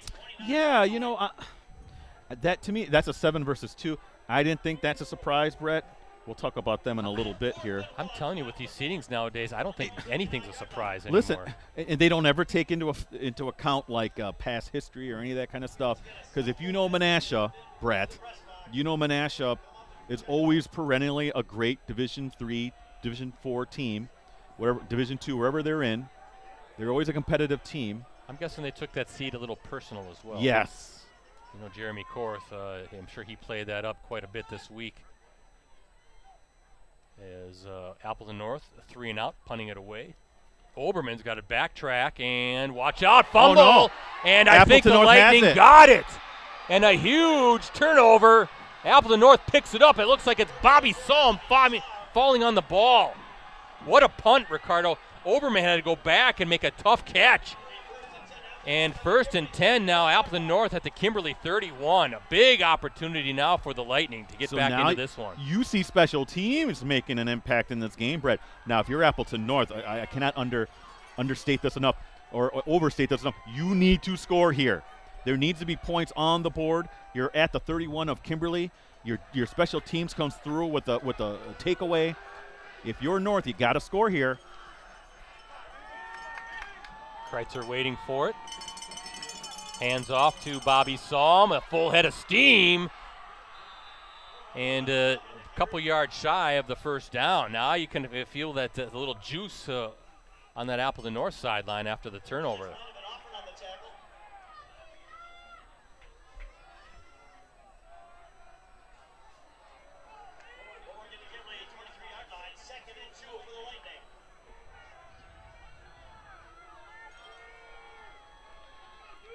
Second and short.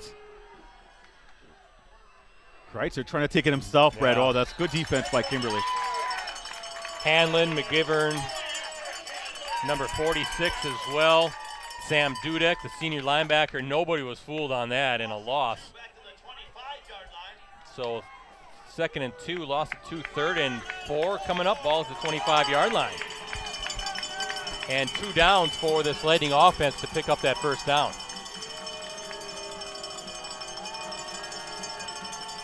Kreitzer, Psalm has it, and he might have gotten that first down on the run. Yeah, he's a tough runner. He is, and Brock Arndt signaling for the first down for the Lightning. And it is.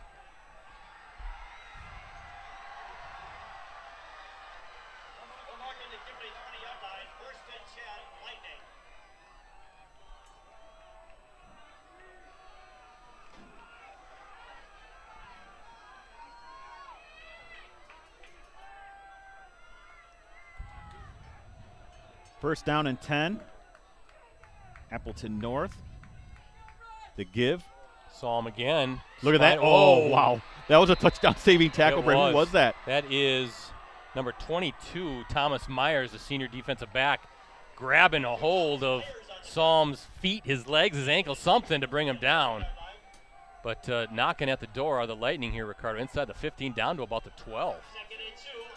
Yeah, they're calling a 2nd and a short 2, Brett, here for Appleton North. You're starting to see that run game kind of set tempo here a little bit on this shortened field for the Lightning.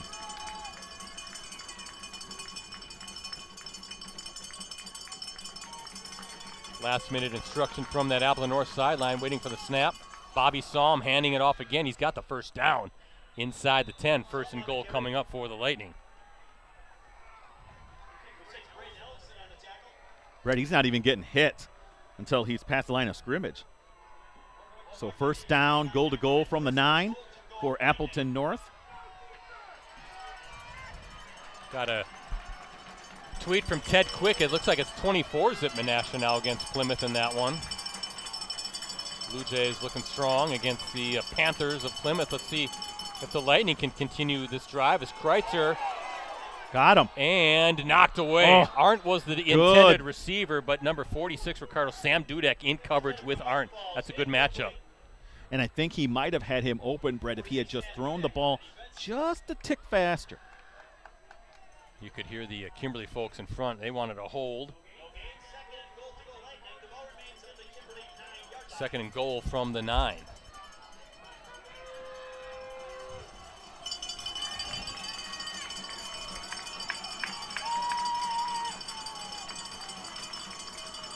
Kreitzer hands off to Salm, trying to get something going, but that gap closed pretty fast. Might have been Hanlon, one of those guys again, to plug that hole for Salm. 1 yard gain there, Brett. Now, if you're Appleton North now, if you have receivers on the edge here, going one-on-one, do you like that matchup? Do you like maybe going to number 3, Caden Prince? Yeah. Oh, yeah. You know, why not? You know, right, just put it up there, see what your guy can do. He's by himself down here, the bottom of the screen. Third and goal. Let's see, Kreitzer. Oh, and that's why I'm not a coach. Wow. I thought Kreitzer had it. That's an 8-yard run by Bobby Salm, and the Lightning on the scoreboard. That's just fantastic blocking up front by that North offensive line, Brett, because I don't think Salm was hit until he reached the end zone, if he was hit. Off of the muffed punt, right? I'm going to update my Twitter. You can follow me at PC Ricardo. Almost did it, Brett. Ricardo DeLeon. Sorry. You'll never learn. DELIAN. Number 13, that is Ethan Nadboralski out for the PAT. And he is able to punch that one through. And look at this, with 6:31 to play in the third quarter. We look at our Cellcom and ETS performance scoreboard. 10-7 Kimberly with the lead, but the Lightning with the 8-yard touchdown run by Bobby Salm.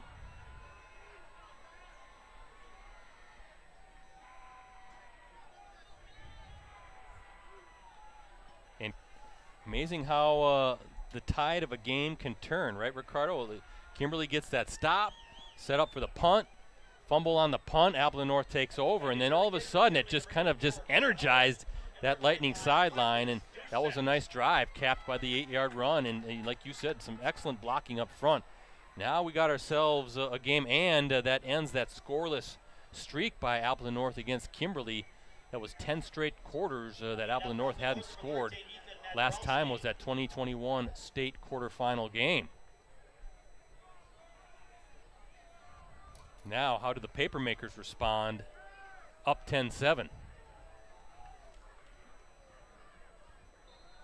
Marcus Doucette, number 25, number 84, Carter Howard. Those are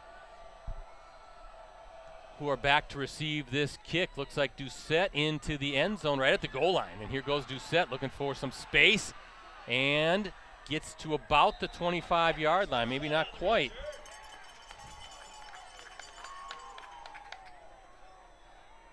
Winner of this one takes on Spash or Wausau West. Right now, Wausau West was leading that game at last check.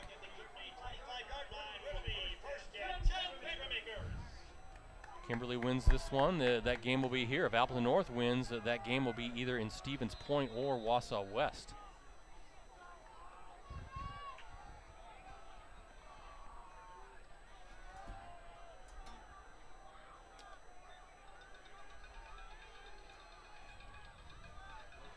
Handoff, Tyson, nothing doing. That North defense now feeding off of what the offense was able to do and playing with a little bit more juice as well. That's all it takes, right? All of this momentum turning really sparked by that special teams play by Appleton North, recovering that muffed fumble or muffed punt return. That led to the Salm touchdown. Now 10-7, Brett. Little pressure on Kimberly's offense right now to kind of get things going, try to at least flip field position correct. I mean, that's what you want to do at the very minimum. Pendleton now looking to his left, downfield to out. Beath with a tough catch again. And Beath dragging a defender almost to the 40-yard line. Boy, tough catch in traffic.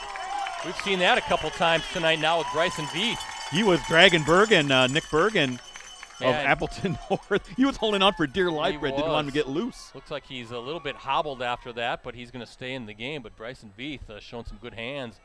And Pendleton with some trust with his receiver. Good connection between those two here tonight. Marcus Doucette now back with Pendleton. And Doucette's going to get it, looking for a seam. Boy, looks like number 50, one of those guys, Ben Wenzel, a sophomore linebacker. And not sure he got anything. Maybe a yard, 2nd and 9.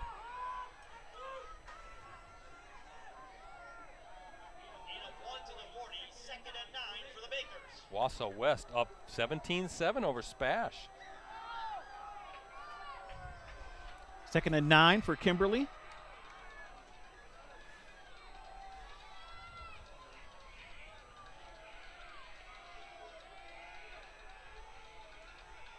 Pendleton, he's got time, going to swing it to, whoa, definitely some miscommunication there. Brett, I have Pendleton 10 of 14 for 91 yards. Big play here, big moment, 3rd and 9. Ball at the 40-yard line. I think, like you said, though, that pass to Beath, at least if you're Kimberly, on the Kimberly side, at least it does. You're playing that field position game. Gave you some breathing room and a chance, if you can't pick up this 3rd down, or the first down here on this 3rd down play, as Pendleton now looking left, going downfield for Beath, and just off the fingertips, he had him.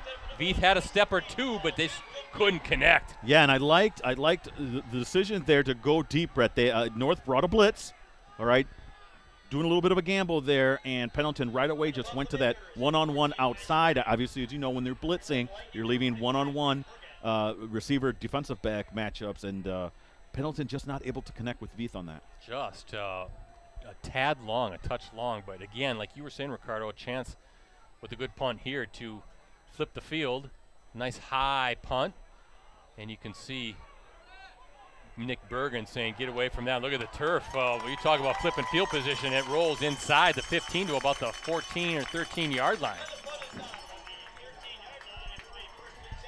And you got to feel good about that if you're Kimberly with the way the defense, for the most part, has been playing tonight. Looks like they'll spot it or mark it at the 14. Good battle. We knew it was going to be a good battle. It was going to be a close battle, defensive battle. This is no surprise. And what we kind of felt, mistakes, right? Mistakes are kind of determining who's going to get out of here with the win. Well, both teams, I think, with a turnover apiece, right? North with the interceptions. Kreitzer again. Watch out, got hit hard. Kreitzer took a shot, had to get rid of it. And incomplete pass, 2nd and 10, but had to feel that one as he was delivering the ball.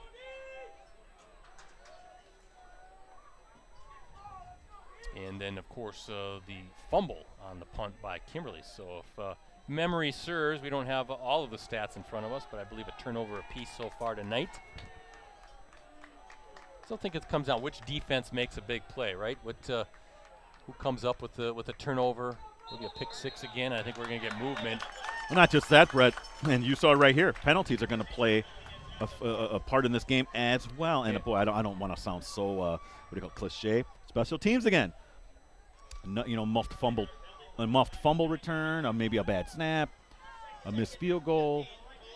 Something's going to determine this game, Brett. Because we're close, 10-7 lead for Kimberly. How come everybody always says that, right? It's so cliche. Well, that's because it's the truth. Yes. It's the absolute truth. So 2nd and 15 now. Pre-snap penalty backs up the Lightning 5 yards, and Kreitzer going to rainbow one deep downfield, and again, just some. I don't know if there's a little mix-up there or what. That was Michael Guido, the junior wide receiver, but it looked like maybe he kind of stopped or turned around. just again not on the same page with his quarterback. That's too bad, Brett, because I think that was a big chunk play that they could have had. Now you talk about field position again. Appleton North needs to come up with something here on 3rd and 15. Otherwise, Kimberly with looking at potential very good field position off the punt. Let's see what Kreitzer can do. He's going to hand off to Psalm. Psalm, wow, on a good run, takes a hard hit. That's close to a first. Well, he's going to be about a yard shy. He's a yard shy, and now decision time for Rob Psalm. Do you go for it on 4th and, well, wasn't it about 4th and 1? Very close. How about that for a run by Bobby Psalm? I think North, it's like the players, they want to go for it, don't they? But, boy, that's risky. Or do they want to measure? Yeah, they're asking, is it close enough for a measure? I think they're going to do that, Brett. Oh, there's a timeout. Timeout to talk things over. Give us time to maybe get some other scores here. BC. At the half, De Pere already has running clock on Milwaukee. No, they don't. It's 35-8. My apologies. How about this score? 24-7 Wausau West over Spash. Thank you, Corbin Hurlbrink, for tweeting that to me. Boy, was not expecting that tonight. I thought Spash would win that game and force a second-round matchup between one of these two teams. Instead, it looked like Wausau West. Another 8-1 upset here with Marathon leading Auburndale 18-0. I think that surprised some people. Surprised me, for sure. I'm looking at the halftime score for Chippewa Falls. Still leading Hudson, Brett, 14-7. 4th and less than a yard. That Appleton North offense on the field. It's risky, Ricardo. I mean, you're inside the 25-yard line. You know it's going to be Kreitzer under center. Wonder if it's just going to be a quarterback sneak. Kreitzer dives forward, and he's got it. What a run on 3rd down by Bobby Psalm to set this up, though, because 3rd and 15, he's credited with a 14-yard run to set up the 4th and short. And the quarterback sneak by Kreitzer should get it. It looked like he had it from our vantage point. He did. That's a 2-yard gain, and Brett. It is a first down. Boy, that is a big, big sequence right there for Appleton North, because Ricardo, it kind of just seemed 3rd and 15, right? You're handing off to Psalm, just okay, we'll punt, we'll get our defense on the field. And no, he had a good run and good blocking up front to set that up. And a fresh set of downs now for Appleton North, down 3. Some new life here for the North offense. Psalm again, who's had a big second half, still on his feet. And Ricardo, they got something cooking right now with Bobby Psalm, the junior, at running back. Yeah, it brings a 5-yard gain, brings up a 2nd and 5. He had the 8-yard touchdown run earlier in this quarter. Appleton North, a playoff participant every season since '04. Kimberly, every season since '06. So 2 programs that know a thing or two about playoff football. 2 of the top teams in Division I year after year. Psalm again, and that time it's plugged up big by that Papermaker defense. Looks like McGivern was one of those in there. Maybe number 6, Braden Ellison, the junior linebacker, and a 3rd down coming up. And a very manageable 3rd down, Brett, though. 3rd down, maybe a short 4, long 3. Ball's going to be placed at the 31.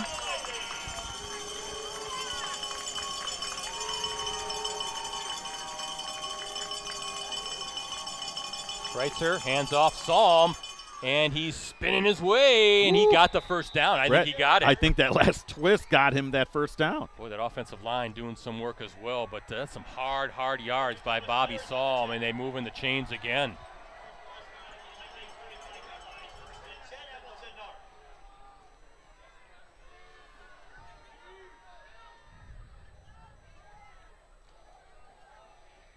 Arrowheads lead 24-14 now over Mukwonago. Look at that. You have 3 receivers near side. Bobby Psalm next to Kreitzer in the backfield. Kreitzer waiting for it. He's going to hand off to Psalm again, looking for some space. I say just give it to Psalm. Right now, he's the hot guy. It's working right now, and, yeah, he's feeling it. That offensive line is feeling it. And right now, Appleton North in control offensively right now. Boy, I can't say enough about that third down run by Psalm, that 14-yard run on third and 15. Let's see if this Kimberly defense can tighten up.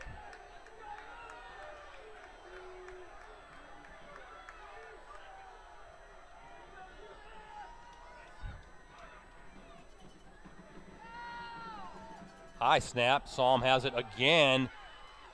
And looks like Ellefson the one to bring down Psalm there with 40 seconds to play in the third quarter. But again, close to the first down, 3rd and 1 coming up.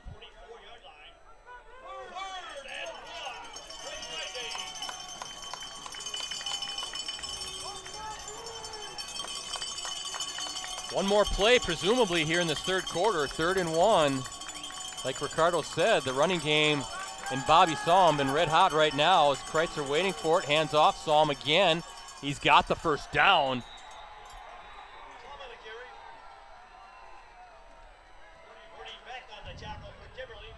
I'm guessing that's probably how this third quarter is going to come to a close. If I'm Appleton North, I'm like, that's going to come at the worst time. That little tempo they got going on, Brett. And Psalm's first down run is the final play of the third quarter. 12 minutes to go here at Papermaker Stadium. We got a heck of a battle here going. 10-7, Kimberly with the lead as we look at our Cellcom ETS performance scoreboard. Once again, we've got a cell phone that's been turned in. Somebody's lost their cell phone. It's up here in the press box. Kimberly shared the FVA championship with Kaukauna. The Ghosts are in a battle. At least last check was 14-all with Brookfield Central just down the road. Papermakers have won or shared the conference title in every season since 2013. We're excluding the 2021 spring season. Yes, that don't count. Papermaker shared the league title with Neenah last season. Meanwhile, only the 3rd FVA title for Kaukauna, and its first since 1995 when it won the outright league championship. Also got to say the stat. I say it every time, right?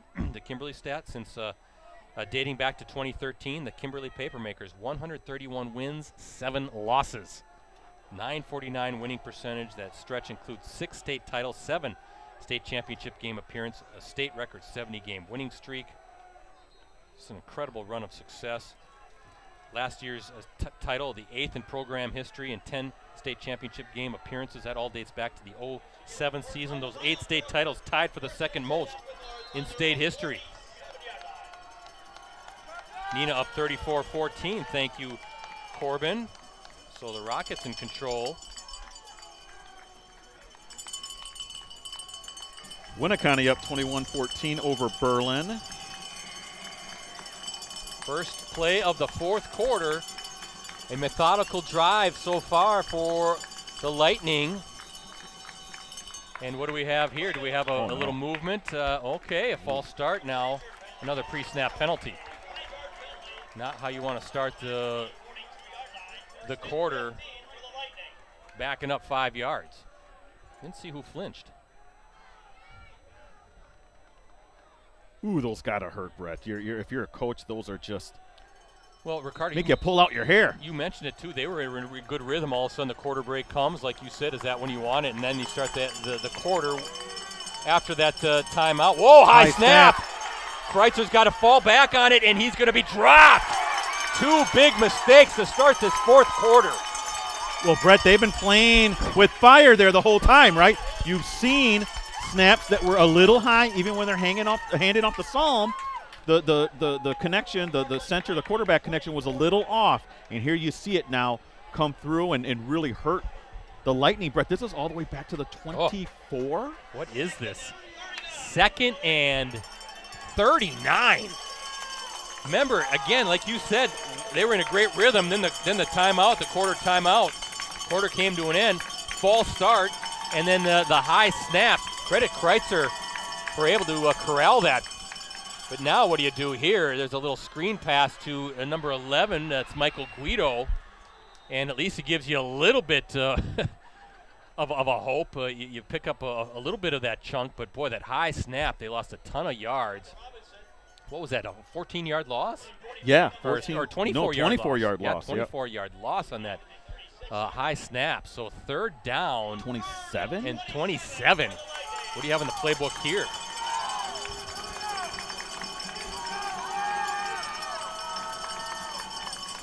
Whoa, another high snap, but Kreitzer going to swing it over, looking for a screen for number 3, Caden Prince, but the Papermakers aren't biting there, and now Appleton North, after what looked like a promising, really rhythm drive, that running game was working so well, Lightning going to have to punt it away. Well, Brett, before in my divisional breakdowns, I said Appleton North, the defense is going to keep them in games. Can the offense overcome the penalties? Can they eliminate the mistakes? Here you see it damaging them because that was a nice drive towards the end of the third quarter. They had a nice rhythm. The run game behind Psalm was really doing a lot of good things. Offensive line all it blocking takes is the bad snap. And before that, Brett, they had the penalty, right. remember? Pre-snap penalty and then the 24-yard loss on that bad snap. Oh, high snap again. Good job by, that's number 25, Nick Bergen, to corral that one. And a fair catch by number 22, Thomas Myers, brings the Papermaker offense onto the field. Now, if you're Kimberly, no nonsense. You want to take the ball down the field, use as much time as you can, because if you get a field goal, that puts you in an advantageous position. But the touchdown's better, right? Well, you no want to doubt. make it a 2-score game. Easier said than done against this defense. Yes, both you're right. defenses playing just superb tonight, as expected. 2 of the top units for sure going at it. Now Pendleton with Doucette, little counter. Nope, nothing doing. That looked like it was messed up from the get-go. As number 7, Brady Lamont, a senior linebacker, bringing down Doucette. I don't know if that was just some blocking assignments missed or what happened there, but not much there in that running game, as Doucette now seems to be a little bit hobbled as he comes off onto the sideline. In fact, a 1-yard loss, 2nd and 11. It's going to have to be through the air. If you're Kimberly, I think you're going to have some strikes in the air, and that Pendleton to Veith has been a nice connection here tonight. There's a handoff to Tyson, looking for some yards, but just tough sledding.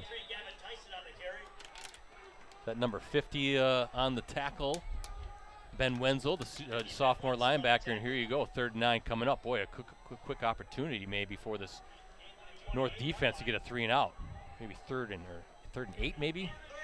3rd and 8 is where it will be. We're looking at the down marker across the field.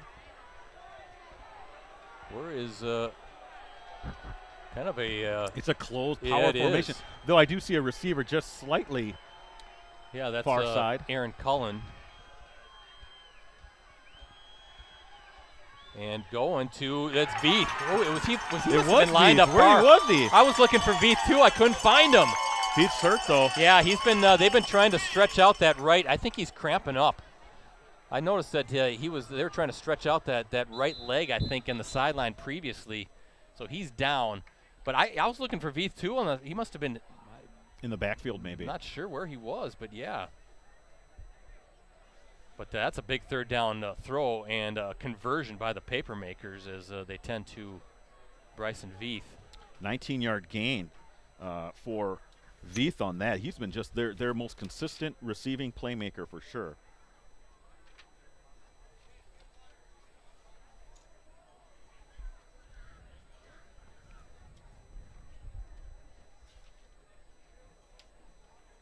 Chad Michaelwitz, a 20-2 record in his 2nd season at Kimberly, 20-2 overall with the Papermakers.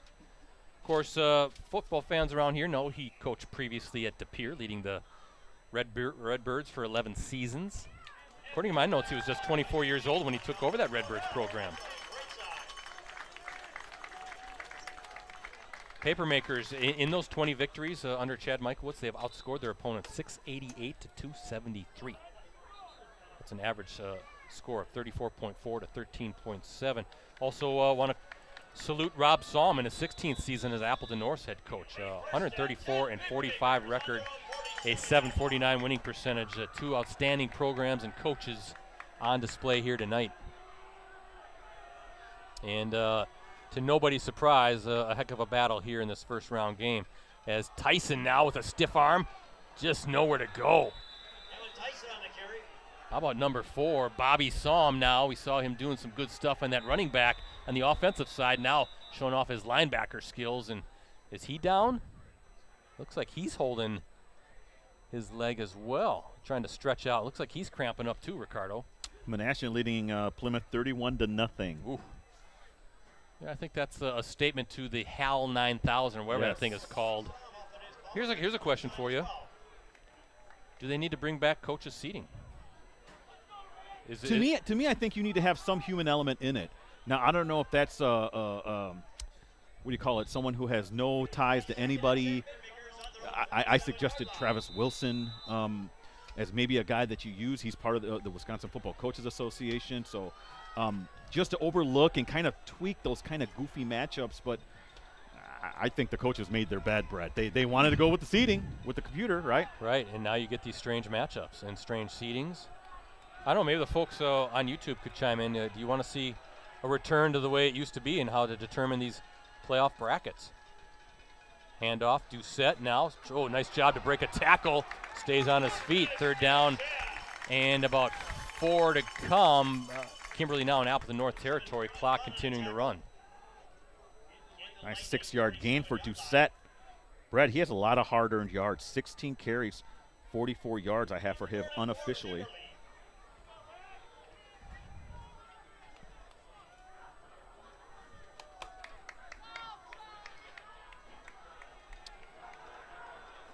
Third and 4.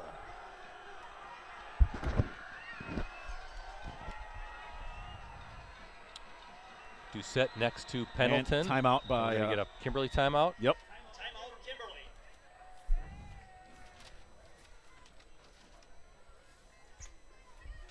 Again, folks, don't forget about the digital subscription. $1 for 6 months. Go to any of our sites. Look at the top right of the website, and there should be a subscribe link. You can't go wrong. $1. That's a good investment, I think, for some outstanding coverage, not only by Ricardo and the crew on the sports side, but all of our news departments.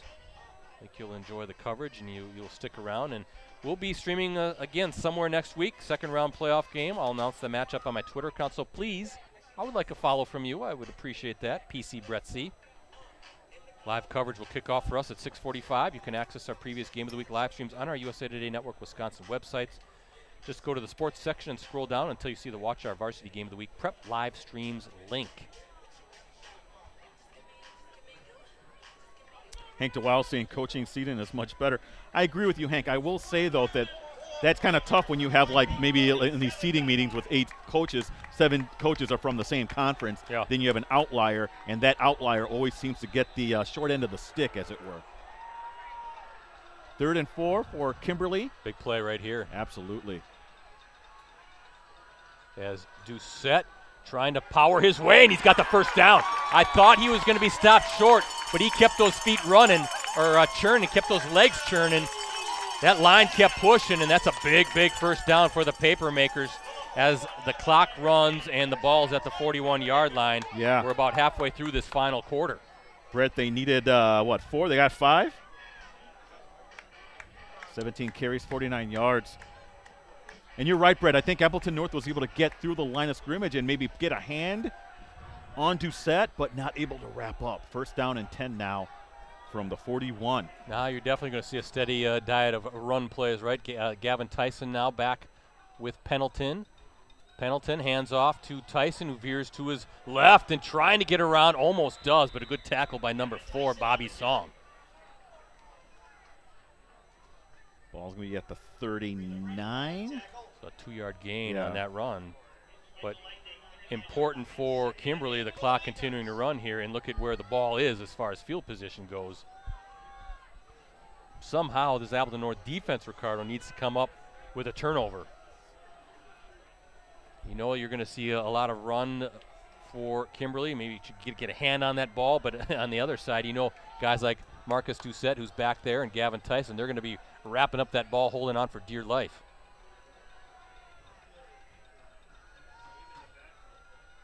Oh, that's going to be offsides on Appleton North, I believe. Free snap now going the other way. So 2nd and 8 becomes 2nd and 3. Thank you, Corbin. 41-14 Rockets. Big over DC Everest tonight. Thought that might be a little bit closer, but I know you were feeling pretty confident about the Rockets. Yeah, even with Ashton Van Beek as freshman. Is he still playing? I believe he's still playing. What is the status But on Mike, Evan Mike, Van Evenhoven? Mike Do we know? Sherry would know because Mike's there at Neenah, and he'll get us the lowdown on what exactly is the deal. As you said, Brett, with Van Evenhoven, they are for sure a more dangerous team with him at quarterback. 2nd and 3 now. Doucette's going to get it. Trying to run behind the blocking of his offensive line. Also number 88. Got to give Abe Coronado, the senior fullback / tight end, 6'1", 255 pounds. He's an honorary member of that offensive line. That's true. And we have another player down. It looks like number 50 for the Lightning, Ben Wenzel, the talented sophomore linebacker. Brett, Luxembourg Casco 30-0 over Little Chutes. Is that a final? No, I'm sorry. That's with 3:08 left in the third. Spartans looked awfully tough, don't they? We saw them in Week 8 against FVL. And, yeah, they took down Ricetown and did a good, 16-12, I believe, in the final week of the season. Good to see Wenzel back up and running off onto the sideline. Kokana leading 26-14 over Brookfield Central. And we have a 3rd and 1 situation here. Vitha's out there, Brett. I see him. And we have a penalty now. Now what? Is it a equipment issue? Is that going to be against Kimberly? Yeah, it's against the illegal Papermakers. substitution. So 3rd and 1 now becomes 3rd and 6. Brett, that's usually what, too many guys in the huddle? If that's the case, Brett, excuse me. Again, this makes it more tough. Again, we're talking about little things like this, penalties that make it more difficult for the offense. Is this a break that maybe North needs to kind of stem the tide? 3rd and 6. Marcus Doucette in the backfield with Carson Pendleton. Abe Coronado now sliding to his left, now going back to his right. Doucette trying to follow the block, and where are they going to mark him? He's going to be a couple yards shy. Decision time for Chad Michaelwitz. Yeah, ball's going to be at the 33. Now, how comfortable do you feel, Ricardo, or do you trust your defense and maybe just sort of... Well, I mean, if you do a pooch punt or something, you're talking about inside the 10, but boy, 4th, well, it looks like a long two as well. It's like the punt unit coming out. Yeah. I like this decision. I do too. I know this is a bit conservative, but your defense has been doing a pretty good job against Appleton North. Right. And you're making them, what, with 325 and counting? Now, let's see, though. Appleton North, they got to be disciplined here. Yeah, they have everybody within the box. You don't want to get jumpy and try to time the snap. They're going to take the penalty. Yeah. Delay of Smart game. move, yeah. And our guy Drew Latrenta saying, hey, the freshman playing QB for Neenah tonight, so we know it's Van Beek. Interesting. Wow, is Van Evenhoven out for the rest of the season, or is he due back for the playoffs? He played a couple plays, and then were we at that game when he did that? Got hurt again. Spash is now trailing 24-19 according to Hank DeWild. Thank you, Hank, again, and everyone out there on YouTube who's helping us out with these scores. We really do appreciate it. Couldn't do this without you. It'll be an interesting punt here and see what they can do. Where is this ball going to skip? And it is going to roll right out at the 2. That worked at out the 1. Incredible for Kimberly, Brett. You can't place the ball any better than that, Ricardo. And now if you're Appleton North, it's at the 1. The first couple plays is just getting the heck out of the the den of your own end zone, right? Well, Ricardo, that might be the play of the game right there. I mean, what a punt that was. It just stopped. I thought maybe it was going to go out at the 2, rolled one more yard. They downed it. 99 yards to go for Appleton North. Wow.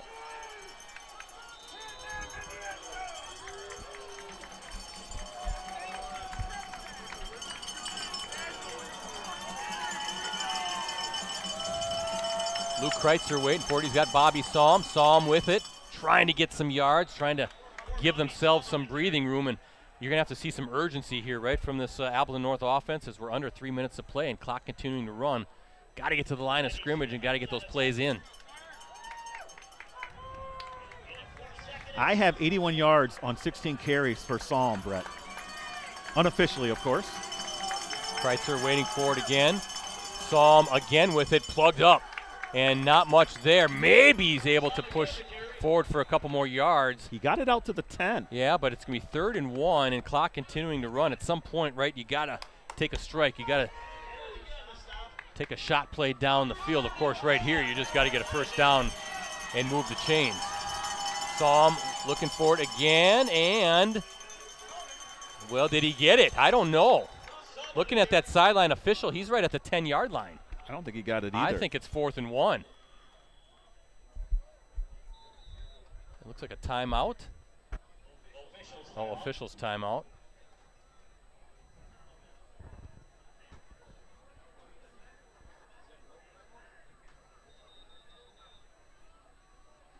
No, Appleton North taking a timeout. So 47-14, Nina now over DC Everest. Lightning, or I should say the Rockets pulling away. Thank you again for all of those scores. 31-19 for Wausau West, Brett. Over Spash. Interesting.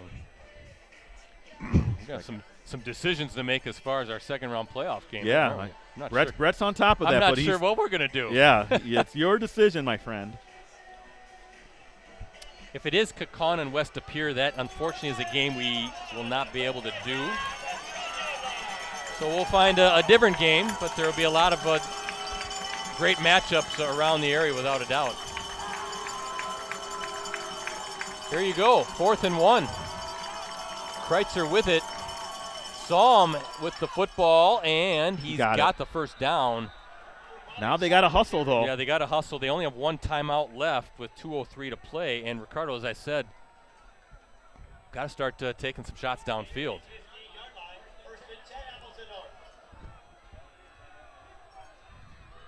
Kimberly knows that. I think they're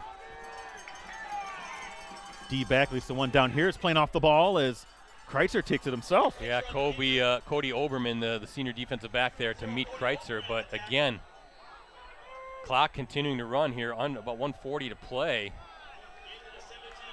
And Appleton North trying to get personnel onto the field. Look for Abraham Tamori right here, number 12, near sideline. Very talented receiver. Let's see if Kreitzer, nope, play fake. Looking, watch out. And Kreitzer, oh, he caught what it. A catch! Michael Guido with an acrobatic leaping grab against the far sideline. Not sure how he came up with it. Ricardo, heck of a throw by Kreitzer to get rid of it because he was leveled as he let it go. Mikey Wiles, they said on the coverage, but what could you do if you're Mikey Wiles? Nothing. He's just going up there. Guido is just going up and grabbing that ball right out of the air. And that clock stops the clock with 1:22 to go. Small chunk play, 12-yard gain, but that's what you kind of need as the time's ticking away here. Jack Robinson now in the backfield as Kreitzer got time going downfield. Oh, watch out! And it is intercepted. Oberman. It was tipped up, and Oberman with the pick, and he's just going to get down. And that's going to do it in this first round thriller here at Papermaker Stadium. It was knocked up into the air. Ricardo and Oberman, kind of a one-handed grab with the loose ball. He comes up with it. Brett, let me tell you, I think Kreitzer had what he wanted. He had Tamori, and there was a window. It was just a bit overthrown out of Tamori's reach. It was deflected, and then the great Oberman pick, Brett. That was a sensational individual play by Oberman. Didn't see who got the deflection, but excellent concentration by Oberman, snaring that one in. And I would think victory formation now. I know one timeout still for Appleton North, but the Papermakers now going to take a timeout. But a big interception there. Looks like it's going to seal the deal for the Papermakers.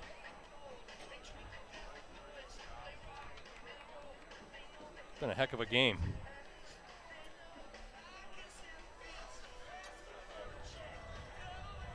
Heck of a finish here, bro. We expected this, though. Yeah. These two are such, I don't want to say bitter rivals, but there is a lot of history here between these two teams. You knew it was going to be close. You know, obviously Kimberly coming in as the defending D1 state champs, but how many times have we seen it, Brett, where Appleton North has given them a very good match most of those years? And now it was, what, a 3-point game? Yeah. Sure, yep, Pendleton's just going to kneel. And you look, Ricardo, at these losses now by Appleton North. 7-6 to Neenah in week 6, 7-0 in week 7 to Kaukauna. Now looks like 10-7 here in the first round. That is 7, 8, 11 points, combined 11 points in 3 losses. Ooh, that's tough because they were in those games, each and every one of those games.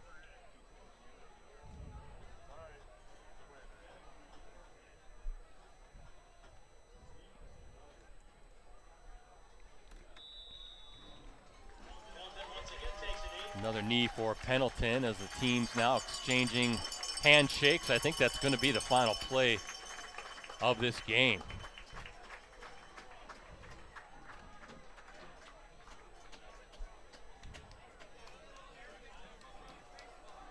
A lot of respect between these two teams, and why not? They know that very little separates these two teams, and it came down to mistakes, right? We talked about it, that great drive by Appleton North, Brett, that was short-circuited by a high snap and a big, 24-yard loss. That could have possibly tied or allowed Appleton North to take the lead. As it is, Kimberly able to escape with a big, hard-earned victory in this first-round playoff game. Thoughts on, I guess you kind of mentioned a little bit about Appleton North, but thoughts on Kimberly's playoff road and listen, what to expect moving forward. I kind of put my money where my mouth is, right? I said Kimberly is going to make the final. I had them reaching the final against Muskego. So, to me, I think this is a championship team. I think they have everything that you want from a championship team. They know they play tough, close games. They play in a very good conference. They have a very solid offense that I think it might lack a little bit on big plays, but they have the potential to do it. And defensively, they are very, very, very good. They are championship quality defensively, Brett. Should be interesting to see who they end up hosting next week. Looking like Wausau West is going to be coming here to Papermaker Stadium. Could be. Perhaps a game we stream again. Wausau West, one of our USA Today Network Wisconsin markets and schools. So we'll see. We'll talk about it, you, me, and Mike Sherry. But heck of a battle.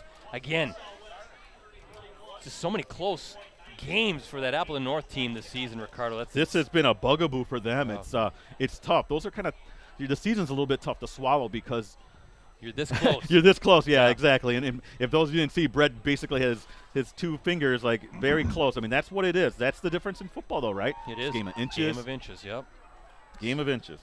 Well, heck of a battle. That was a fun way to kick off the playoff football. Hopefully we get 3 more of those. I agree. And Brett, we'll see you back, next week, next Friday? We'll be somewhere. Maybe we'll be here again. We'll see Second round of the playoffs. And we'll see how it goes. I want to thank everyone out there, especially on YouTube, for really helping us out with some of these scores, keeping us updated. Let's do this again next week, huh? Well, what do you say, everybody? We'll do this again next Friday. You guys helping us out. And us try to keep everybody updated with scores from around the state because second round of the playoffs, a couple more weeks, we're going to be in Camp Randall. Yep, hard to believe it's that time of year, but a fun time of year. So thank you, Ricardo. Thank you, everyone. He's going down to the field again to check out his coverage on postcrescent.com, I guess later, tomorrow at some point. But to get that digital subscription as well, $1 for 6 months. We'd appreciate it. Let me run down the scoring. Won't take long. Kimberly got on the scoreboard first on a 32-yard field goal by Hunter Berry. 4:50 to go in the first quarter. That capped a 15-play, 76-yard game-opening drive. And then late in the second quarter, an 11-yard pass from Carson Pendleton to Marcus Doucette. PAT was good, made it 10-0 at that point. That capped a 13-play, 80-yard drive. That was the halftime score. Appleton North then gets on the scoreboard in the third quarter at 6:31 to play. An 8-yard touchdown run by Bobby Salm made it 10-7. That actually came on the heels of the muff punt. Appleton North was able to turn that into points, and then it was a scoreless fourth quarter, and that's how the game ends. 10-7, Kimberly with the victory as we look at our Cellcom ETS performance scoreboard. With the victory, Kimberly improves to 8-1 on the season. Papermakers will host either Spash or Wausau West. Sounding like it's going to be Wausau West next Friday in a WIAA Division I second round game. Again. Appleton North finishes its season 6-4. Again, if anybody has that Wausau West score, again, it sounded like they were Xavier winning over Wisconsin Dells big, 42-7. But at last check, Wausau West seemed to have a pretty good lead over Spash, so see how that plays out. You can always go to postcrescent.com or any of our websites. We have a running score, updating our scores as well, so you can check out updates and finals as well. Again, we'll be somewhere, as I said, not sure, but give me a follow on Twitter at PCBretzi. I'll make that announcement which second round game we'll stream. Live coverage kicks off 6:45 p.m. And don't forget, you can access our previous Game of the Week live streams on our USA Today Network Wisconsin websites. Just go to the sports section and scroll down until you see the Watch Our Varsity Game of the Week Prep live streams link. A final thank you to our sponsors, Cellcom, ETS Performance, and Cooney's Embroidery and Sportswear. At Cellcom, putting you at the center of all they do means saving you $500 when you join. You choose the plan, number of lines, and phone. Visit cellcom.com for details. ETS Performance is the leading provider of sports performance training for athletes across the Midwest and Northeast Wisconsin. Visit etsperformance.com to schedule your free athlete evaluation today at the ETS location nearest you. And Cooney's Embroidery and Sportswear, they have the skills and experience to customize your apparel and spread the word about your organization. Contact them today at 920-731-0922 or send them an email at Cooney's, COONEYS 0922 at sbcglobal.net. So for Ricardo, for Rosie, and of course the entire crew at USA Today Network Wisconsin, I'm Brett Christopherson saying so long from Papermaker Stadium here in Kimberly, Wisconsin. Once again, the final score tonight, Kimberly 10, Appleton North 7. Thanks for watching, everybody.